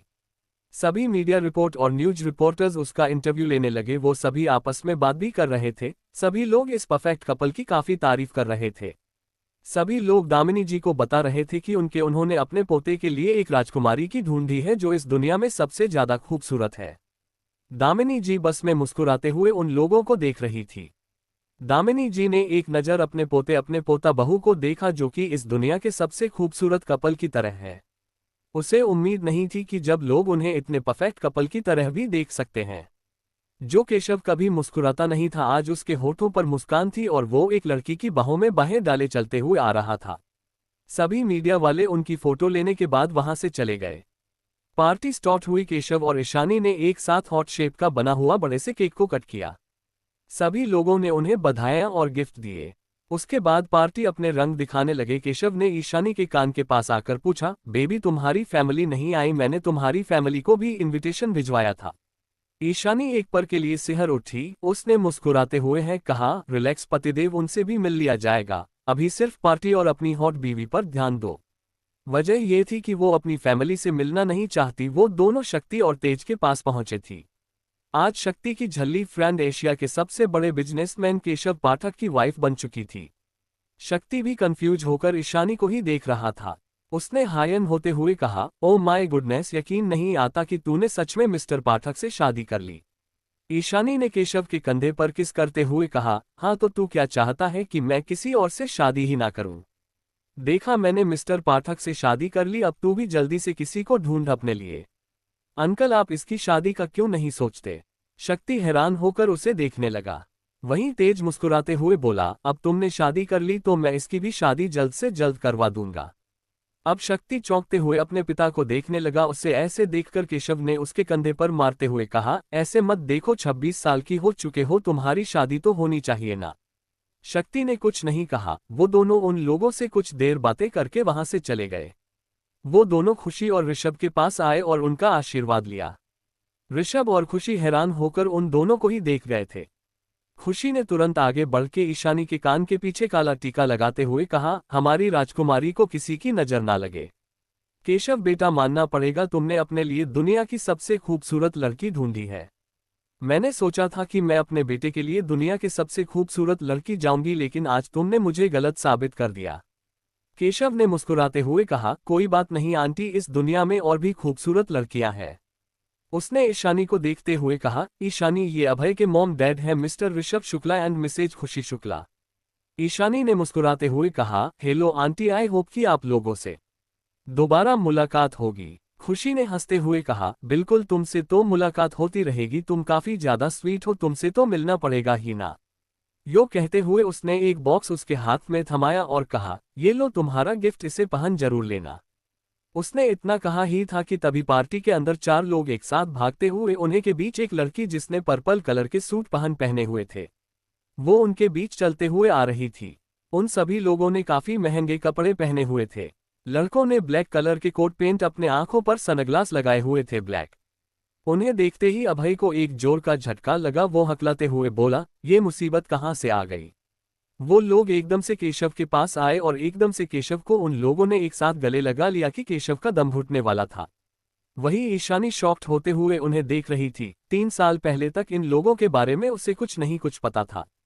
वो बस कंफ्यूज हो गए उन लोगों को देखे जा रही थी। तभी उसकी नज़र बीच में उस लड़की के ऊपर गई जिसे केशव को कस के गले लगाया हुआ था। ये देखकर उसे एकदम से गुस्सा आ गया। उसने गुस्से में केशव के हाथ पर अपने नाखून गड़ा दिए, जिससे केशव की एक जोरदार चीख निकल गई और वो लोग एकदम से अलग हुए। केशव हैरान हो के ईशानी को देखने लगा और फिर गुस्से में उन लोगों को देखकर बोला, पागल हो गए हो? ऐसे कौन गले लगाता है? ये लोग कोई और नहीं, केशव के कॉलेज फ्रेंड और उसके बेस्ट बडी थे, जिनमें मनी खन्ना, ईशान अवस्थी, जगदीप नंदा और आदित्य नारायण शामिल थे। मनी खन्ना, जो कि खन्ना इंडस्ट्री की इकलौती वारिस थी। मनी 23 साल की। मनी जिसने अपने बिजनेस को हैंडल कर रखा था। अपने खड़ूस नेचर की वजह से वो काफी ज्यादा फेमस थी और काफी कम लोग उससे मिलना जुलना करते थे, लेकिन उसे इस बात से कोई फर्क नहीं पड़ता था क्योंकि उसके पास उसके रिश्तेदारों के नाम पर उसके दोस्त काफी ज्यादा थे और जो उसके लिए काफी थे। दूसरे नंबर पर ईशान अवस्थी। ईशान 25 साल का। ईशान काफी ज्यादा हैंडसम और लुकिंग और कॉलेज में फेमस लोगों में से एक था, जिसने इस वक्त अपने होटल के बिजनेस को संभाला हुआ था। उसके बाद जगदीप नंदा, 26 साल का जगदीप, जिसे टायकुन के नाम से जानते हैं, जो कि बचपन से ही काफी शातिर दिमाग का, खतरनाक होने की वजह से इस वक्त एक काफी फेमस डिटेक्टिव है। और लास्ट में आदित्य नारायण। आदित्य एक काफी फेमस एडवोकेट वकील है जो आज तक कभी कोई केस नहीं हारा। उसका मुंबई में काफी दबदबा था, हालांकि उसने केशव के कई के हैंडल किए हैं। ये 4 नमूने कहां से प्रकट हुए? जलन और साजिशें। जगदीप ने उसके सीने में 5 मारते हुए कहा, कैसे चिल्ला रहा है जैसे तेरे हाथ में काट लिया हमने। अब ये दर्द बर्दाश्त कर और ये बता कि इतनी जल्दी शादी कैसे कर ली? हमारे लिए इंतजार भी नहीं कर सकता था। आई नो हम लोग यहाँ से जाने वाले हैं, लेकिन अब बिल्कुल नहीं जाएंगे, तुझे ये तो पता है ना। हमने शर्त लगाई थी, अगर इस साल तूने शादी कर ली तो हम कहीं नहीं जाएंगे। और देख, तूने कर ली शादी, अब हम यहीं पर सेटल हो जाएंगे, बेबी डॉल। उसकी बात में हामी भरते हुए इंसान भी बोला, बिल्कुल, वैसे भी मेरा तो होटल का बिजनेस ही यहाँ पर है। वैसे तेरी वाइफ कहाँ है? ये कहते हुए उसने नजर दौड़ा के आसपास और फिर पीछे इसका ईशानी को देखा। ईशानी को देखकर उसका मुंह खुला का खुला रह गया। वो घूम घूम के ईशानी को देखने लगा और फिर हैरान होते हुए ईशानी के पास आकर बोला, भाभी जी एक सवाल है, क्या इसने आपको ब्लैकमेल किया है या फिर आपका कोई एमएस इसके पास है? आई मीन आपने इस इंसान से शादी कल कैसे कर ली? ध्यान से देखिए इस इंसान को, आप इससे कैसे शादी कर सकती हैं? घोर कलयुग भगवान, घोर कलयुग। आई एम टेलिंग यू, ये इंसान बहुत खराब है, एकदम पागल, सनकी और खड़ूस। उसकी बात सुनकर केशव हैरान हो गया। वहीं ईशानी आंखें फाड़े ईशान को देखने लगी। मनी ने एकदम से ईशानी को गले लगाया और फिर हंसते हुए ईशान को घूर को कहा, ईशान इनफ, तुम उसे तंग करना बंद करो। वैसे मिस ब्यूटी तुम्हारा नाम क्या है? ईशानी ने कंफ्यूज होकर कहा, वो मेरा नाम ईशानी है, ईशानी महाजन। ईशान चौंकते हुए अपने गॉगल्स उतार के कहा, ओह तेरे की, ये तो मेरा नाम ईशान है और आपका नाम ईशानी, ओ माय गॉड, ये काफी फैमिलियर सा नाम है हमारा। ये कहते हुए वो मुस्कुराने लगा। वो मुस्कुराते हुए काफी क्यूट, एकदम किसी टेडी बियर जैसा लग रहा था।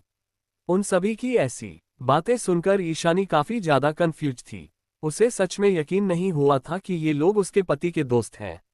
मनी ने मुस्कुराते हुए कहा, वैसे ईशानी, हम सब तुम्हारे हस्बैंड के काफी क्लोज फ्रेंड्स हैं, या फिर ये कहें कि इकलौते दोस्त हैं जो कि हमेशा केशव के साथ रहते हैं। तुम मुझे तो मिली होगी ना। मेरा नाम मनी है, मनी खन्ना। मेरी ब्यूटी प्रोडक्ट की एक कंपनी है और तुम चाहो तो मैं तुम्हें ब्यूटी प्रोडक्ट प्रोवाइड करवा सकती हूँ, मेकअप किट से लेकर सेक्सी लिपस्टिक। ये कहकर उसने आंख मारी और फिर उसने उन सभी को उसके साथ इंट्रोड्यूस करवाया। ईशानी बस परेशान होकर उन लोगों को देखे जा रही थी। वो उनके बारे में कुछ नहीं जानती थी। अपनी पिछली जिंदगी में केशव की शादी होने के बाद भी वो उनसे कभी नहीं मिली थी। वो हैरान थी कि अचानक से ये 4 नमूने कहाँ से प्रकट हुए। ना ही पिछले जिंदगी में कभी उनके बारे में बताया था केव ने।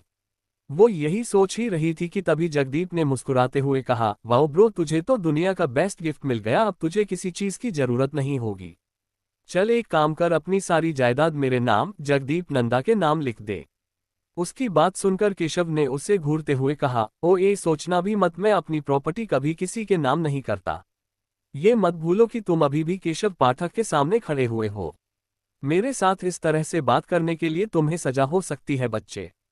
ये कहते हुए उसने आसपास खड़े बाकी लोगों को देखा। वहीं ये सुनकर वो सभी लोग हंसने लगे। वहीं ईशान का पोपट हो गया। वह चारों लोग केशव से मिलने के बाद सीधा दामिनी जी के पास उनका आशीर्वाद लेने लगे। उसके बाद उन्होंने खुशी और ऋषभ का भी आशीर्वाद लिया। वहीं अभय हैरान होकर उन लोगों को ही देख रहा था। उसे यकीन नहीं हुआ था कि ये 4 चलते फिरते टाइम बॉम्ब यहाँ पर आ चुके हैं। उसके मुंह खुले हुए को देखकर मनी ने उसका मुंह बंद करते हुए कहा, अरे यार, इसे बंद कर ले, मक्खी घुस जाएगी। तू हम सब में सबसे ज्यादा स्मार्ट है और केशव के साथ काम भी करता है, लेकिन ये मत भूल कि हम भी कुछ काम नहीं है। मिस मनी खन्ना तेरे सामने खड़ी हुई है, मेरा नाम ही मनी है, तो सोच मैं कितनी ज्यादा अमीर हूँ। जानता, मेरी अमीरी मेरे सैंडल से झलकती है। अभय बस उसे देखता रहा। उसकी आंखें छोटी होती जा रही थीं। उसके सामने ड्रामा क्वीन मनी खन्ना खड़ी हुई थी। उसने मनी के माने पर टैप करते हुए कहा, हो गया तेरा ड्रामा क्वीन। वैसे तुम लोग यहाँ पर? मनी ने हंसते हुए कहा, क्यों, ये तेरा घर है, ये मत भूल कि हम भी केशव के बड़ी हैं।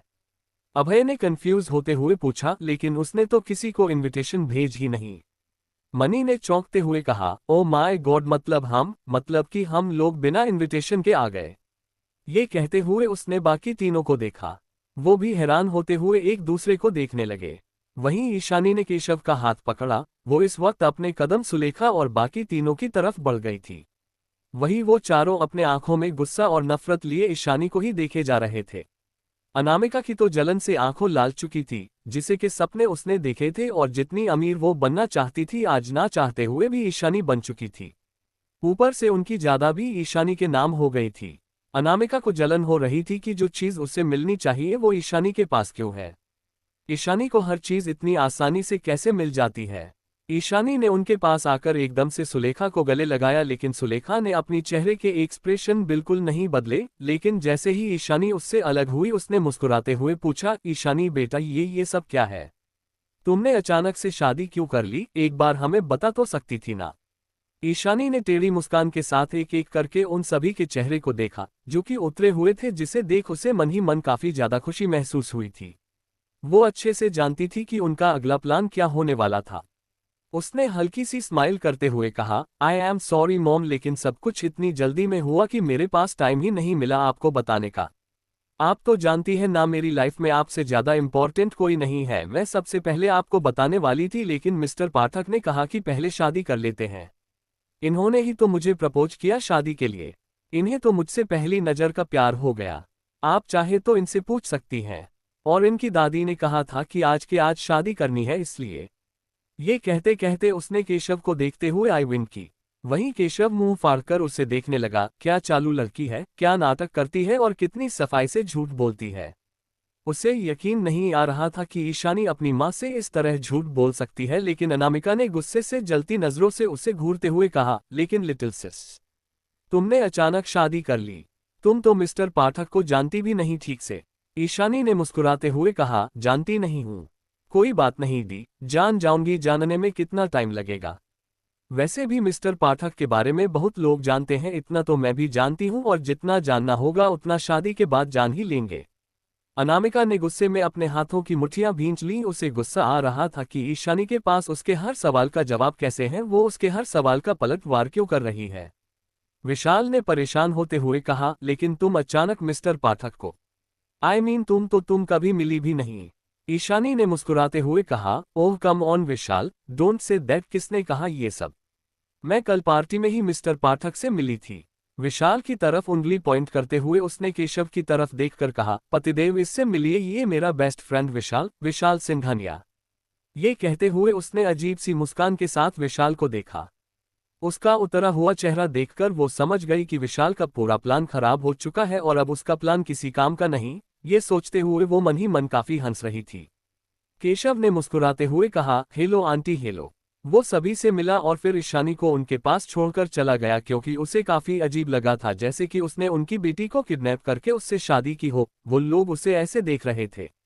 उसके जाते ही विशाल ने ईशानी को देखा और कहा, ईशानी वो एक्चुअली मुझे तुमसे एक बात करनी है, क्या तुम्हारे पास टाइम है? ईशानी कुछ कहती कि तभी भी वहां पर मनी आए। मनी ने उसका हाथ पकड़ते हुए उन सभी से कहा, आप लोग जो भी हैं, मैं ईशानी को लेकर जाती हूँ, बाद में छोड़ दूंगी, ओके। ये कहते हुए वो ईशानी को वहां से ले गई। विशाल गुस्से में अपने दांत पीते हुए देख रहा था। उन दोनों के जाते ही अनामिका ने गुस्से में अपने दांतों को किटकिटाते हुए कहा, ईशानी ये तुमने अच्छा नहीं किया, तुमने बहुत बड़ा जाल बिछाया है, हमारे साथ बहुत बड़ा खेल खेला है तुमने। इसकी सजा तो तुम्हें मिलेगी, तुम बस देखती जाओ कि मैं तुम्हारे साथ आप क्या क्या करने वाली हूँ। वो गुस्से में लाल पीली हुए जा रही थी। वहीं दूसरी तरफ ईशानी इस वक्त उन चारों के सामने बैठी थी और वो चारों उसे ऐसे देख रहे थे जैसे वो कोई चोर है। वो सभी लोग इस वक्त केशव के कमरे में बैठे हुए थे। जगदीप ने आंखें छोटी करते हुए पूछा, मिस ईशानी महाजन, ये नाम मैंने सुना है, लेकिन समझ में नहीं आता कि तुम्हारे जैसी 19 साल की लड़की ने मेरे दोस्त से शादी की कर ली, और कर कैसे ली? क्या तुम ये जानती हो कि उसकी एज 28 साल है, या फिर वो कितना गुस्से वाला है? ईशानी ने मुस्कुराते हुए कहा, बिल्कुल, मुझे अच्छे से पता है कि मिस्टर पाठक की एज 28 साल है, और मैं आपको बता दूं कि वो मुझ पर बिल्कुल भी गुस्सा नहीं करते। मनी ने नाराज होते हुए कहा, ईशानी यार प्लीज ये बच्चों जैसी बातें मत करो, है वो तुम्हारा पति है, तुम उसका नाम भी ले सकती हो या फिर कुछ और, जैसे हब्बी, हस्बैंड, स्वीटहार्ट, जो मर्जी बुला सकती हो। ईशानी ने सिर हिलाते हुए कहा, ओके ओके ठीक है, तो आप बताएं, आप चारों मुझसे पूछना क्या चाहते हैं? कहीं आपको ऐसा तो नहीं लगता कि मैं उनसे पैसों के लिए शादी की है? वेट, तो मैं आपको बता दूं, मेरे पास पहले ही बहुत पैसे हैं, लगभग 800 करोड़ की प्रॉपर्टी होगी मेरे नाम। चैप्टर 17, केशव के साथ one night stand, hot hubby और रोमांटिक डांस।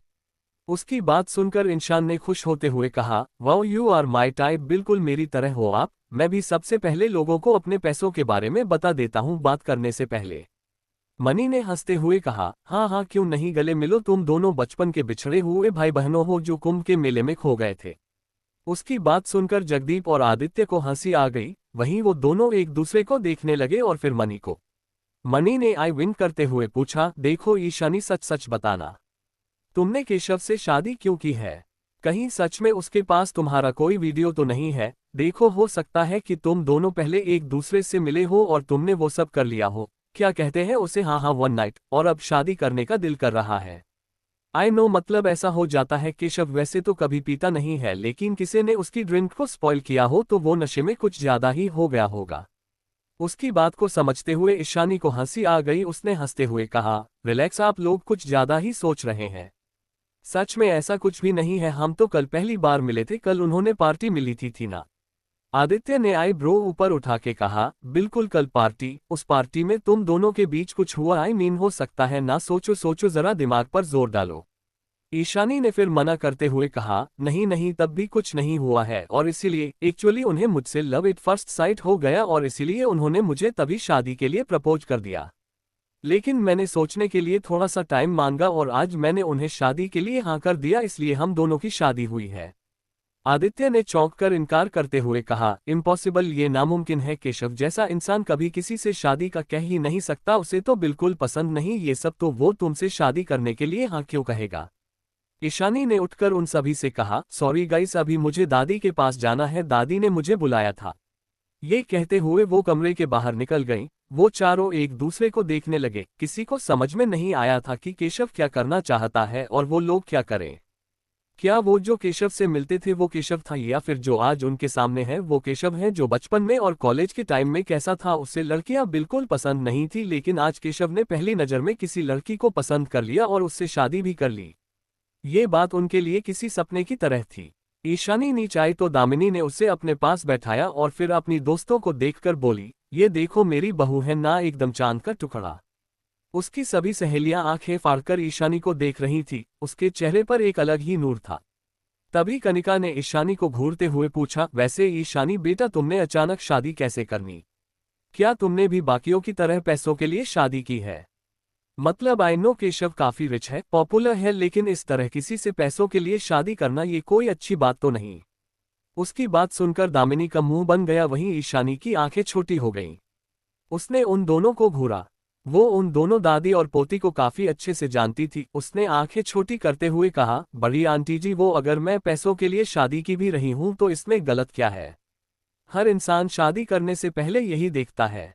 अगर मैं माँ बाप मेरी मर्जी से करती और वो शादी करवाते, तब भी वे पहले लड़के के बारे में जानते हैं, उसके फैमिली के बारे में जानते, ये जानते कि लड़का कमाता है या नहीं। क्या ये पैसों के बारे में जानना नहीं हुआ? उसकी बात में हामी भरते हुए दामिनी जी ने खुश होकर कहा, हाँ हाँ बिल्कुल, हर इंसान पहले पैसे देखता है और मेरे पोते ने पैसे इसलिए कमाए हैं ताकि उसे दुनिया की बेस्ट लड़की मिल सके, और इसे देखकर पूरी दुनिया हैरान है क्योंकि ये चांद का टुकड़ा है, बिल्कुल ब्यूटी प्रिंसेस की तरह।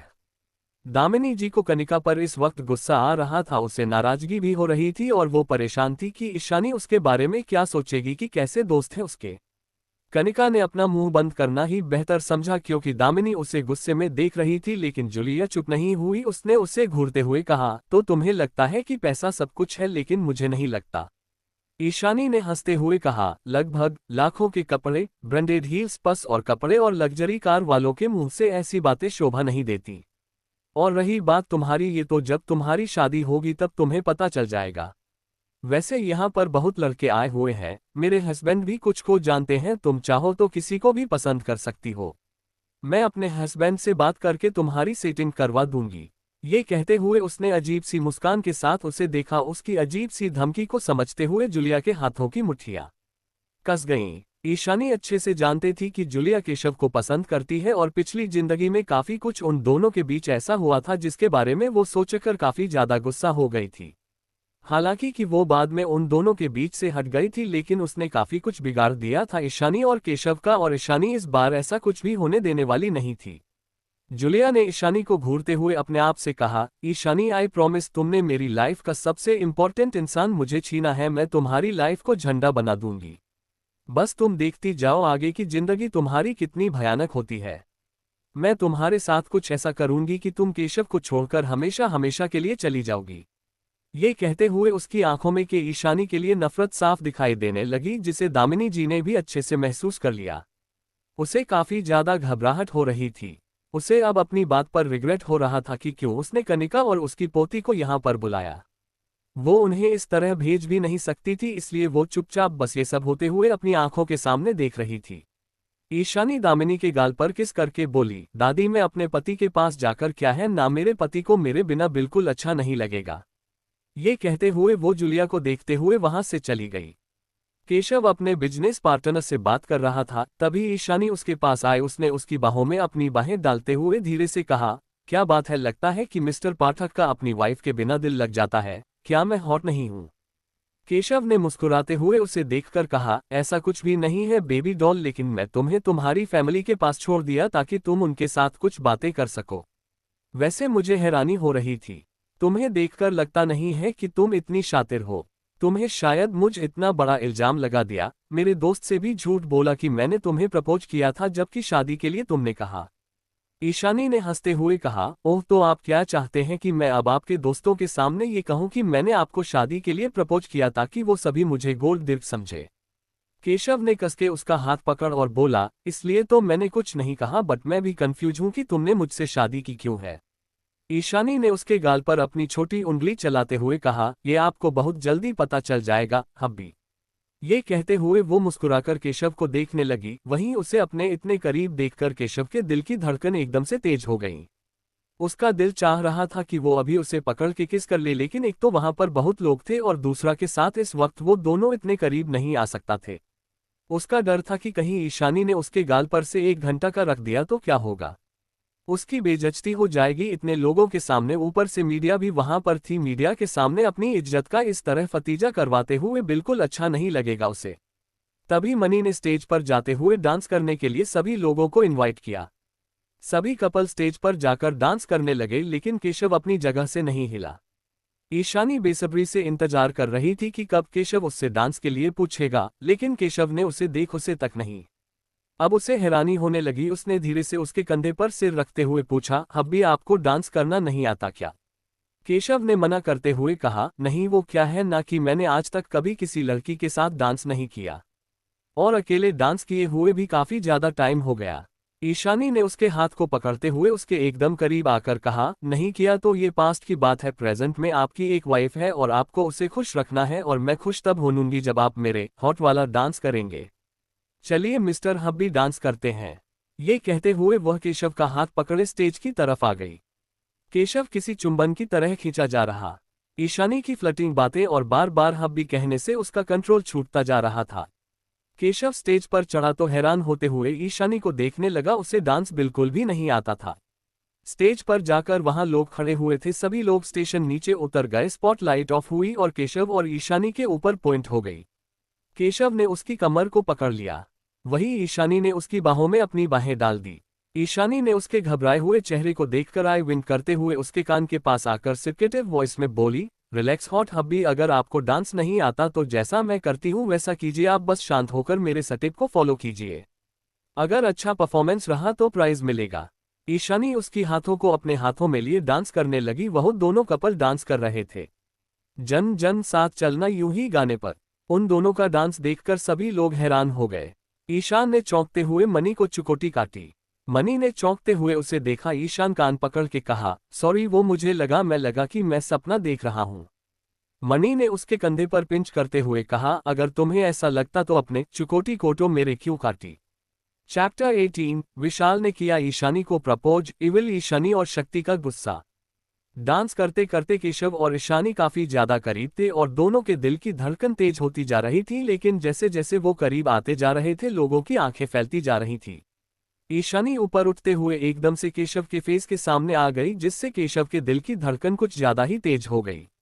उसकी नजर अपने आप ईशानी के होठों के ऊपर जाकर जम गई। केशव ने उसे और अपनी तरफ खींच, जिसे उन दोनों के होंठ लगभग 1 सेंटीमीटर दूर थे।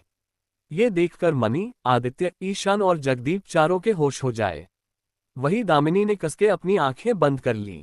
वो ये सब नहीं देखना चाहती थी, और वो भी इस तरह पब्लिकली।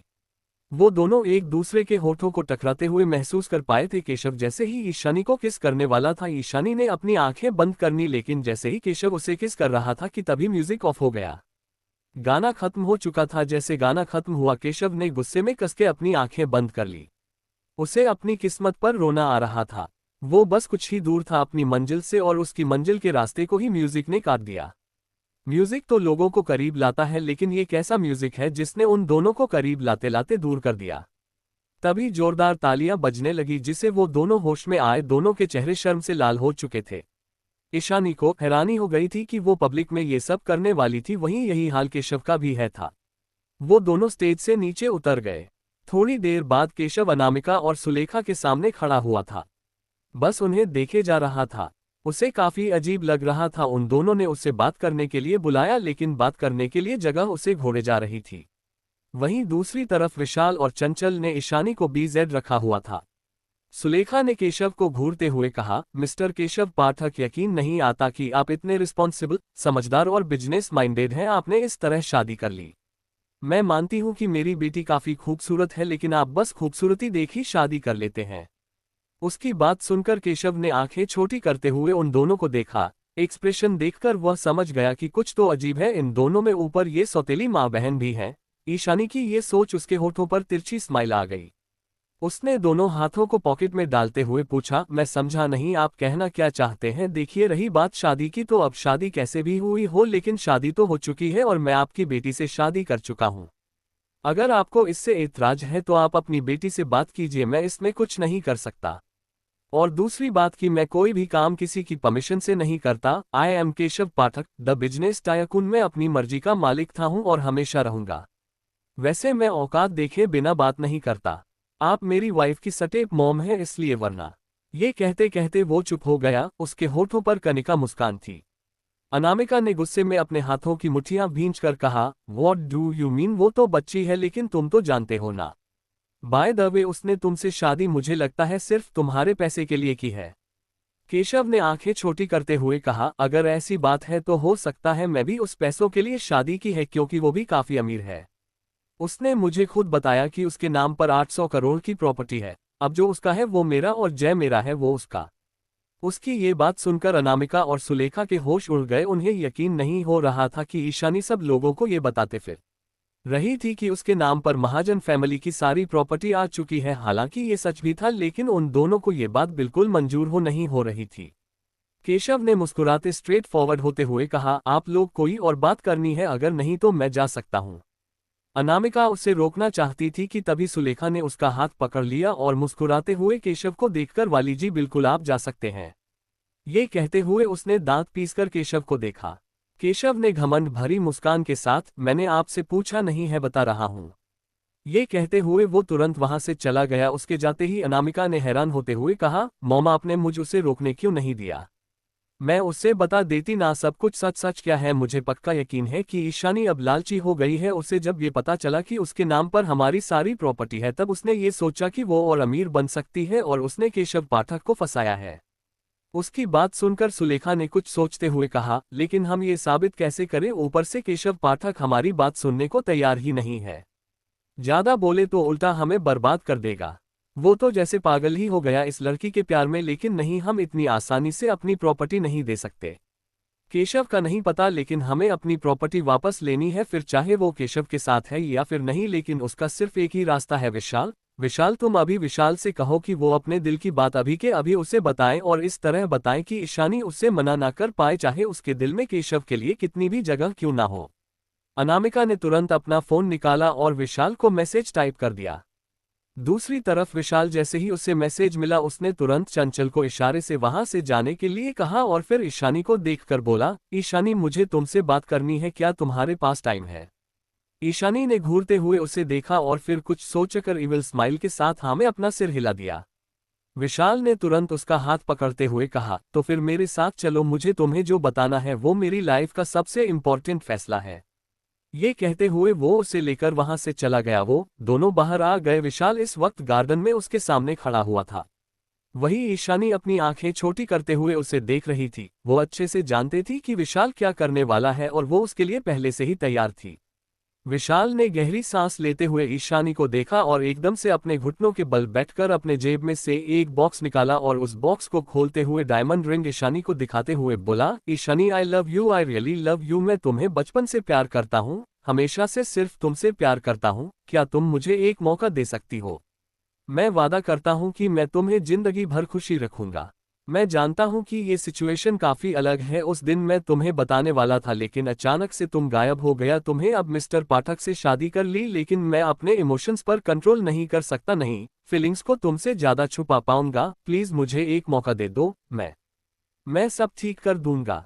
ईशानी ने उसे देखा और अपने दोनों हाथ सीने पर रखते हुए आगे छोटी करते हुए उसे देख रही थी। उसे इस वक्त काफी ज्यादा हंसी आ रही थी और गुस्सा भी। विशाल कितना बेशर्म है, जो एक शादीशुदा लड़की जिसकी एक दिन पहले शादी हुई उसे प्रपोज कर रहा। वो विशाल के चेहरे को देख अपने आप से बोली, डोंट थिंक विशाल, मुझे गलतियां दोहराने की आदत नहीं। पिछली बार मैंने गलत फैसला लिया था, लेकिन इस बार सब कुछ अलग है। मैं सब जानती हूँ कि मुझे क्या करना है। तुम्हारी जिंदगी जहन्नुम ना बना दी और तुम्हें बर्बाद ना कर दिया तो मेरा नाम ईशानी केशव पाठक नहीं। उसने गुस्से में चिल्लाते हुए कहा, विशाल तुम पागल हो गए हो, तुम जानते भी हो कि तुम क्या बोल रहे हो। कल मेरी शादी हुई है और तुम ये। मुझे नहीं पता था कि तुम इतने घटिया किस्म के इंसान हो। ये कहते हुए उसका चेहरा गुस्से में अचानक से लाल हो गया। वहीं विशाल एकदम से शॉक में आ गया। ईशानी ने उसे घूरते हुए कहा, विशाल तुम मेरे दोस्त हो, मैं तुम्हें अपना दोस्त माना, लेकिन तुम ऐसा करोगे मुझे बिल्कुल भी उम्मीद नहीं थी।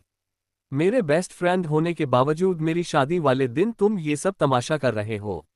मुझे तुम्हें बताना चाहिए था। लिसन, मैं तुम्हें एक बात बता दूं कि अगर तुम मुझे पहले भी प्रपोज करते तभी मैं तुम्हें मना ही करती कि मैं तुम्हें बिल्कुल भी पसंद नहीं करती, और रही बात आज की, तो आज के बाद तुमने अगर दोबारा मेरे सामने ऐसा कुछ भी किया तो याद रखना मैं तुम्हें बिल्कुल भी माफ नहीं करूंगी। अब तुम यहाँ से जा सकते हो, मुझे तुम्हारी शक्ल भी नहीं देखनी।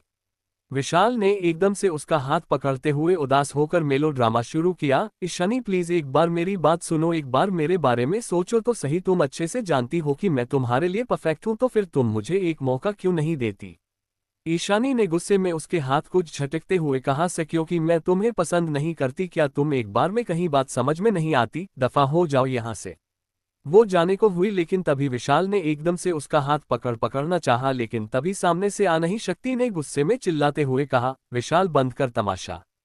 शक्ति के इस तरह चिल्लाने से विशाल ईशानी का हाथ पकड़ते पकड़ते रह गया था। शक्ति काफी देर से उन्हें देख रहा था, जो शायद बाहर किसी से फोन पर बात करते हुए आया था, लेकिन ये सब देखकर उसका खून खौल उठा। वो तुरंत उन दोनों के पास आया। उसने ईशानी को उसका हाथ पकड़ते हुए अपने पीछे किया और एकदम से विशाल का कॉलर करते हुए उसे खड़ा किया और गुस्से में चिल्ला कर बोला, विशाल सिंघानिया, बहुत शौक है ना तुम्हें लड़कियों को प्रपोज करने का। एक बार मना कर दिया फिर भी बार बार, और वो भी शादीशुदा लड़की को। तुम्हें बिल्कुल भी शर्म नहीं आती, ना एक शादीशुदा लड़की को इस तरह प्रपोज कर रहे हो। ईशानी तुम घर के अंदर, मैं नहीं चाहता कि तमाशा हो जाएगा और मैं तुम्हारी शादीशुदा लाइफ को बर्बाद होते हुए नहीं देख सकता। ईशानी ने एक नज़र उसे देखा और वो चुपचाप घर के अंदर जाने लगी, लेकिन तभी उसके चेहरे पर एकदम से डेविल स्माइल आ गई, जैसे कि उसने ये सब प्लान किया हो, और इस डेविल स्माइल को लिए वो अंदर चली गई। चैप्टर 19, जेलस और नफरत। वही विशाल ने एक्सप्लेन करते हुए कहा, शक्ति मेरी बात सुनो, लेट मी एक्सप्लेन, जैसा तुम सोचिए वैसे कुछ भी नहीं है। शक्ति ने बिना सुने उसके गाल पर एक जोरदार पंच जड़ते हुए कहा, ये लो तुम्हारी अंगूठी का इनाम और तुम्हारे प्रपोज करने का जवाब। उसके एक पांच से ही विशाल की गर्दन एक तरफ झुक गई। वो एकदम से सीधा हुआ। उसने भी गुस्से में उससे घूरते हुए कहा, शक्ति तमाशा बनकर क्या साबित करना चाहते हो? मैंने तुम्हें कुछ नहीं कहा, और वैसे भी तुम तो ईशानी के दोस्त हो, तुम उसके लिए इतना जेलस फील करते हो। शक्ति ने गुस्से में उसका कॉलर पकड़ते हुए कहा, बेवकूफ साले, तूने सबको अपनी तरह समझ रखा है क्या? मैं उसका दोस्त हूं और मैं उसकी शादीशुदा जिंदगी बर्बाद नहीं करना चाहता हूं। याद रखना, तेरे सारे बत्तीसी के दांत तोड़ दूंगा और तेरी जवान खींचकर बाहर जमीन से टिका दूंगा अगर दोबारा ईशानी के आसपास भी दिखाई दिया, हरामी कहीं का।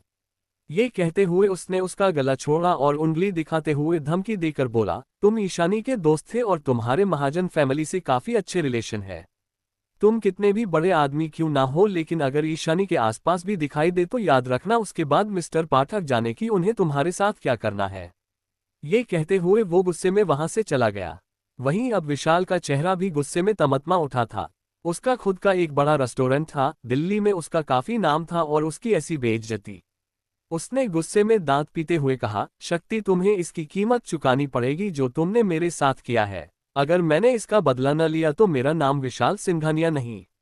वो गुस्से में तमतमाते हुए अपनी कार लिए तुरंत वहां से चला गया। वहीं अंदर अनामिका बार बार विशाल को कॉल मिला रही थी, लेकिन विशाल ने अपना फोन स्विच ऑफ कर दिया था। वो परेशान नजरों से बोली, पता नहीं उन दोनों के बीच क्या बात हुई है। सुलेखा ने घबराते हुए कहा, हे भगवान, पता नहीं अब इस लड़के को क्या हो गया। इसे कहा था कि शांति से काम लेना, उस सभी तरीके से मनाने की कोशिश करना। मुझे यकीन नहीं आता कि वो इतनी जल्दी हार मान लेगा।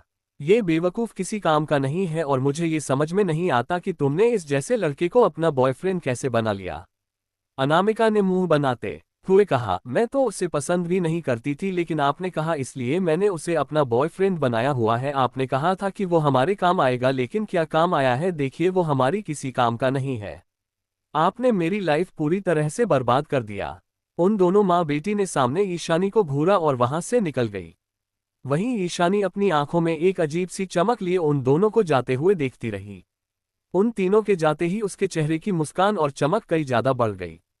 धीरे धीरे करके सभी लोग चले गए। वहां अभय, उसके मॉम डैड और केशव के दोस्त मौजूद थे। वो सभी लोग मेन हॉल में बैठे हुए बात कर रहे थे।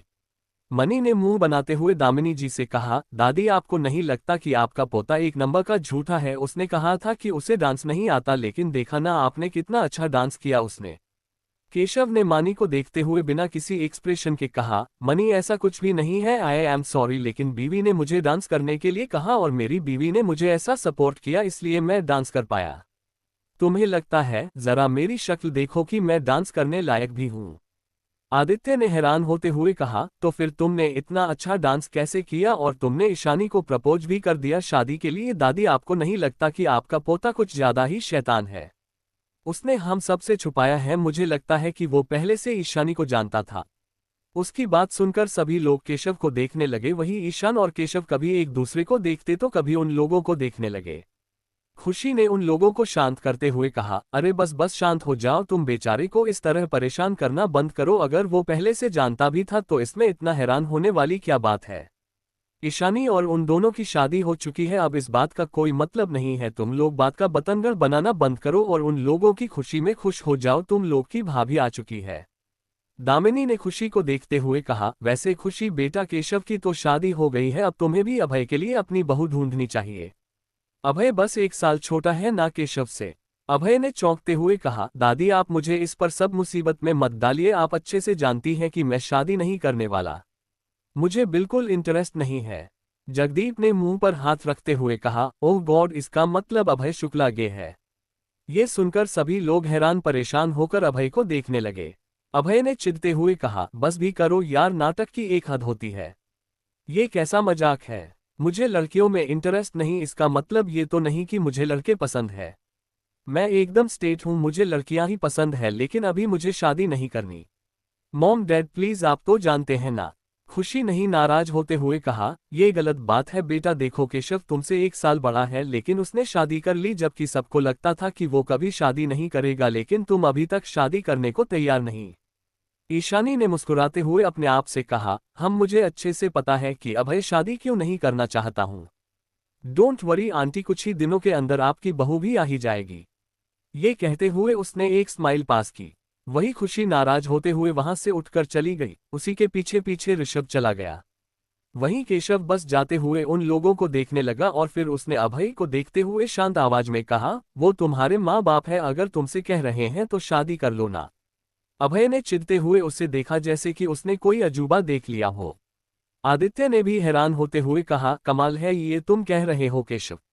ये मत भूलो कि तुम्हारी शादी आज हुई है, लेकिन दादी लगभग पिछले 3-4 साल से तुम्हें शादी करने के लिए कह रही है, लेकिन कभी तैयार ही नहीं हुए, और ये शादी भी तुमने इसलिए की है क्योंकि मिस ईशानी भाभी पसंद आ गई हैं। दादी ने ईशान को रोकते हुए कहा, ईशान, मिस ईशानी नहीं भाभी, वो तुम्हारी भाभी है। माना कि उम्र में छोटी है लेकिन रिश्ते में बड़ी है। ईशानी कान पकड़ते हुए कहा, सॉरी दादी, मतलब कि भाभी तुम्हें पसंद आ गई है? वैसे मुझे अभी भी यकीन नहीं हुआ, जैसे कि मैं कुछ सपना देख रहा हूँ। उसकी बात सुनकर केशव ने तुरंत अपनी गन निकालकर उसकी तरह पॉइंट करते हुए कहा, तुम्हें अभी सपना लग रहा है या फिर गोली चलाऊंगा तभी यकीन आएगा। मनी ने तुरंत कहा, केशव शूट हिम, गोली चलाओ, शूट करो इस गधे का। सभी लोग हंसने लगे। ईशानी अपनी कमरे में पहुंची। उसके कमरे को दुल्हन की तरह सजा दिया था। बेड पर गुलाब की पंखुड़ियां बिछी हुई थीं, कैंडल्स जल रही थी, मनमोहक परफ्यूम की खुशबू कमरे में फैली हुई थी। वहीं एक टेबल पर 2 बॉक्स से थे हुए थे, जिन पर एक पर ईशानी का नाम तो दूसरी पर केशव का नाम लिखा हुआ था। केशव भी अपने कमरे में आया तो कमरे की हालतों देखकर और बॉक्स देखकर चौंक गया। वो सोचने लगा कि ये बॉक्स किस लिए। उसने इन बॉक्स को देखा और ईशानी को देखकर बोला, तुम अपना बॉक्स खोलकर देखो, लगता है उनमें से किसी ने तुम्हें गिफ्ट दिया है। ईशानी ने कंफ्यूज होते हुए बॉक्स को देखा और धीरे से उस बॉक्स को खोला, लेकिन उस बॉक्स के अंदर जैसे ही उसने देखा तो उसका मुंह खुला का खुला रह गया। उसने शॉक्ड होते हुए हाथ डालकर अंदर रखे सामान को बाहर निकाला। उसके अंदर 1 पीस ट्रांसपेरेंट शॉर्ट नाइटी थी, जो कि काफी ज्यादा छोटी सी और काफी ज्यादा ट्रांसपेरेंट थी, जिसे देखकर केशव की जान हलक में आ गई। वो हक्का बक्का उस नाइटी को देखने लगा। वो सदमे में जा चुका था। ईशानी को भी समझ में नहीं आया था इसे पहना कैसे जाएगा। उसने बॉक्स के अंदर ढूंढा, लेकिन उसके अलावा कुछ भी नहीं था। उसने घबराते उस नाइटी को देखा और फिर केशव को देखने लगी। उसने तुरंत शर्म के मारे उस नाइटी को बॉक्स में रख बंद कर दिया। अब केशव को घबराहट होने लगी कि उसके बॉक्स में क्या होगा। उसने तुरंत बॉक्स को उठाया और दूर जाकर खोलने की कोशिश की। लेकिन ईशानी उसे ही देख रही थी। उसने खोला कि बॉक्स ऊपर की जगह नीचे से फट गया। उसके अंदर से लगभग 10-15 कॉन्डोम के पैकेट नीचे जाकर कॉन्डोम के बॉक्स देखकर ईशानी की जान हलक में आ गई और उसका जबड़ा जमीन से टिक गया। वो चौंकते हुए उन पैकेज को देखने लगी और फिर उसने केशव को देखा और वो तुरंत भागते हुए बाथरूम में चली गई। वहीं केशव गुस्से में चिल्लाते हुए बोला, इन लोगों को मैं आज जिंदा नहीं छोड़ूंगा। वो गुस्से में कमरे के बाहर निकल गया। बाहर आते ही उसने अपना फोन निकाला और आदित्य को कॉल मिलाया, लेकिन आदित्य ने कॉल नहीं उठाया। उसने एक एक करके सभी को फोन मिलाया, लेकिन सभी लोग जान चुके थे कि अब उनकी जान खतरे में आ चुकी है। केशव के एक्सप्रेशन और उनके स्वभाव के बारे में जानते थे, लेकिन उसे वो लोग कुछ नहीं कर पाए। उन्होंने जानबूझकर केशव को तंग करने के लिए ये गिफ्ट उसके कमरे में रखा था। केशव ने गुस्से में अपने फोन को जेब में रखा और कमरे के बाहर टहलने लगा। उसे अब अपने आप पर गुस्सा आया था कि उसने कैसे कैसे लोगों से दोस्ती कर ली है। उसे समझ में नहीं आ रहा था कि वो ईशानी को कैसे फेस करेगा, कैसे उसे ये सब एक्सप्लेन करेगा। पता नहीं वो उसके बारे में क्या क्या सोच रही होगी। चैप्टर 20 ईशानी नशे में धुत। I need you hubby passionate deeply kiss. वहीं बाथरूम में ईशानी शीशे में अपने चेहरे को देख रही थी। उसका पूरा चेहरा शर्म से लाल हो गया। उसे बार बार कमरे वाला सीन याद आ रहा था। उसने ना शर्माने कोशिश की, लेकिन आ रही थी। वो अपने चेहरे को धोते हुए बाहर आए, लेकिन जैसे ही वो बाहर आए तो केशव कमरे में नहीं था, लेकिन फ्लोर पर अभी भी कॉन्डोम के पैकेट गिरे हुए थे। उसकी सांसें तेज होने लगी। उसने आसपास देखा और फिर धीरे धीरे उसने अपने कदम बढ़ाकर कांपते हाथों से उनको वापस उस बॉक्स में रखा। उसका पूरा चेहरा शाम से लाल हुआ पड़ा था। वो बेड पर जाकर एक लाल चुनरी ओढ़ ली और बेड पर सुहागरात की सेज पर बैठ गई। वही केशव अभी भी चक्कर लगा रहा था कि तभी दामिनी जी अपने हाथ में दूध का गिलास लिए उसके पास आईं। केशव उन्हें देखकर चौंक गया और पूछा, दादी आप यहाँ पर? दामिनी जी ने मुस्कुराते हुए कहा, हाँ मैं एक चीज देना भूल गई। ये कहते हुए उन्होंने उसके हाथ में दूध का गिलास थमा के कहा, ये लो, ये भी शगुन है, तुम दोनों को इस पीना है, ओके। ये कहते हुए वो मुस्कुराते हुए वहां से चली गई। वही केशव हैरान होकर दूध को देखने लगा और फिर अपनी जाती हुई दादी को। अभी दरवाजे के पास जाकर दामिनी जी अचानक से रुकी और उन्होंने पलटकर केशव को देखते हुए कहा, केशव बेटा ध्यान से ये दूध पी जरूर लेना। उनकी बात में एक अजीब सी धमकी छुपी हुई। केशव को इसके पीछे कोई खतरनाक सोच या उनकी कोई प्लानिंग दिखाई दे रही थी।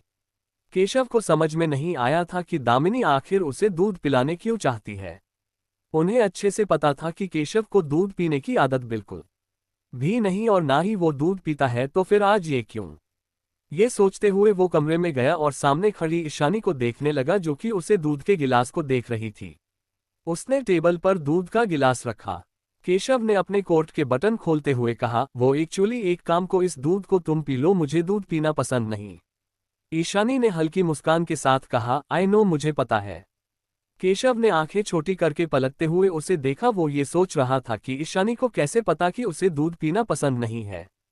अब उसे पक्का यकीन हो चुका था कि ईशानी सच में उसे पहले से जानती है, लेकिन कैसे? क्या उसने उसकी जासूसी करवाई है? लेकिन क्यों? ये बात से बिल्कुल भी समझ में नहीं आ रही थी। केशव पाठक को हमेशा से कभी नहीं था उसके पीछे जासूस लगा हुआ है और इन जासूसों का उसकी इन्फॉर्मेशन निकाल लेना यह कोई आम बात नहीं थी। अगर उसने जासूस नहीं लगवाए तो फिर उसे इतना सब कैसे पता? वही अपनी बात पर खुद पछताते हुए ईशानी अपने आप में बड़बड़ाए, ईशानी पागल हो गई है, इन्हें यही लगेगा कि तू इन्हें बिल्कुल नहीं जानती। अगर तूने एक बार और कुछ कहा तो ये तुझसे सवाल कर बैठेंगे। कुछ भी बेवकूफ़ी मत कर। उसने मुस्कुराते हुए अपनी बत्ती से दिखाए और कहा, हाँ मतलब वो मुझे अंदाजा था, आपको देखकर ही लगता है आप दूध नहीं पीते होंगे।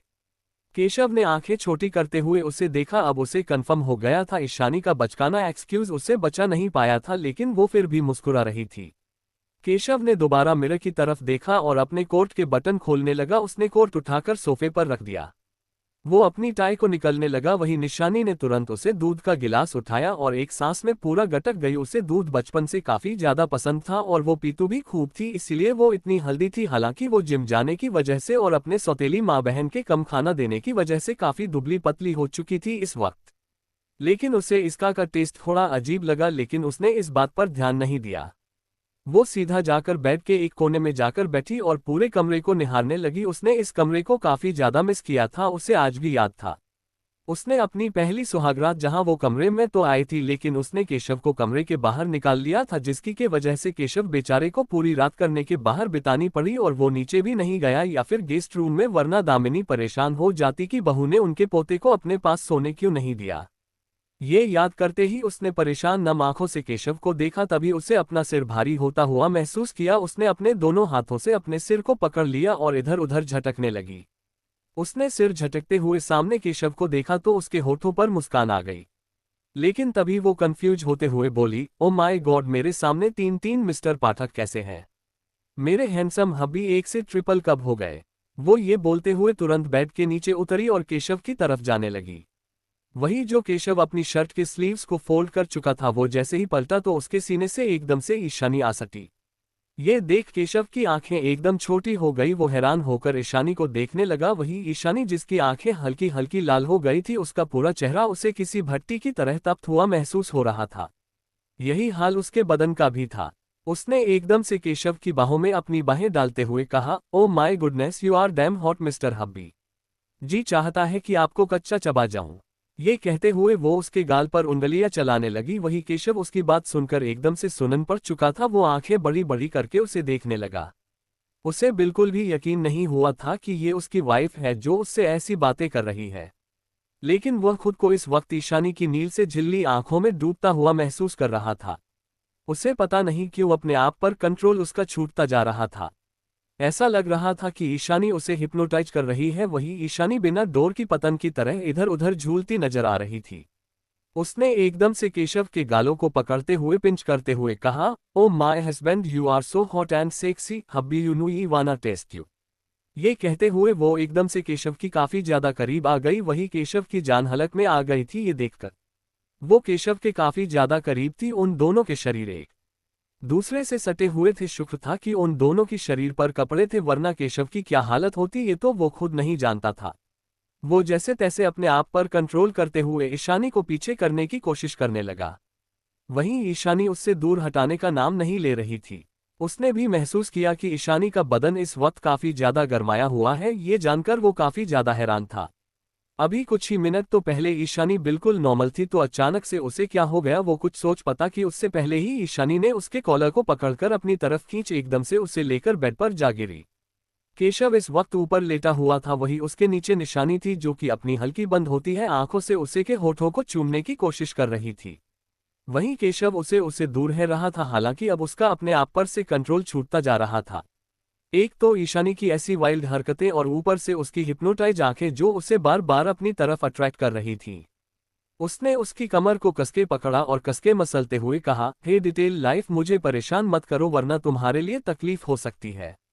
ईशानी ने एकदम से उसे अपनी तरफ खींचते हुए धीरे से सार्कास्टिकली कहा, I want you, I really want you hot hubby. मुझे सुहागरात मनानी है, मुझे आज वजन नहीं रहना आज।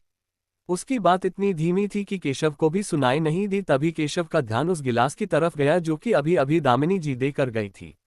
उस गिलास को देखते ही उसकी आंखें इतनी छोटी हो गईं। उससे याद आया कि उस गिलास का दूध पीने से पहले ईशानी बिल्कुल नॉर्मल थी। अब उसे धीरे धीरे शक होने लगा कि कुछ न कुछ उसकी दादी नहीं उस दूध में कुछ मिलाया था, लेकिन उसे दूध पीना था जो कि उसने ईशानी को दे दिया था। अब ईशानी की ये हालत हो गई थी। वो समझ नहीं पाया था कि वो ईशानी को कैसे संभाले। वही ईशानी उसे सिड्यूस करने को कोई मौका नहीं छोड़ रही थी। केशव सोच रहा था, वही ईशानी उसके शर्ट के बटन खोलने में लगी हुई थी। जैसे ही केशव को इस बात का ध्यान आया, उसने चौंकते हुए नीचे देखा जहां उसकी शर्ट का लास्ट बटन इस वक्त ईशानी की उंगलियों में था और वो उसे खोली रही थी।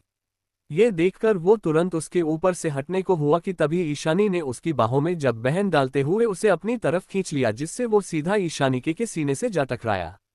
दोनों की इस वक्त सांसें काफी ज्यादा तेज हो रखी थी। दोनों का सीन ऊपर नीचे हो रहा था, जिससे केशव का कंट्रोल अपने हाथ पैर से छूटता जा रहा था। वो पहली बार किसी लड़की के इतने करीब था, वो भी उस लड़की के जिसे वो पाना चाहता था, जिसे वो पसंद करता था। उसने परेशान नजरों से उसके माथे पर किस करते हुए कहा, आई एम सॉरी ईशानी, अगर तुम नशे में नहीं होती, अगर तुम सच में चाहती कि मैं ये करूँ तो आई प्रोमिस कि मैं तुम्हें डिसपॉइंट नहीं करता। ये कहते हुए उसने झटके से ईशानी को अपने आप से अलग किया और कमरे के बाहर जाने लगा। ये देख ईशानी एकदम से बेड से उठी और वह तुरंत आगे बढ़ी। उसने कस के केशव को पीछे से अपने सीने से लगा लिया और अपने सीने पर उसे अपने हाथ फेरते हुए बोली, hubby don't go, please don't leave me alone. आप मुझे इस तरह छोड़कर नहीं जा सकते, आज हमारी सुहागरात है। उसके इस तरह रोकने से केशव के कदम एक पल के लिए रुके। वो पलटकर ईशानी को देखने लगा। ईशानी ने तुरंत आगे बढ़ के उसके चेहरे को अपने हाथों में लिया, उसके माथे से अपना माथा सटाते हुए काफी सिडक्टिव वॉइस में कहा, अभी मैं नहीं जानती कि ये मुझे क्या हो रहा है और क्यों हो रहा है, पर मैं सिर्फ इतना जानती हूं कि मुझे आपकी जरूरत है और आपको मेरी। आज के लिए इतना। हाय दोस्तों, thanks for watching. Next episode come soon.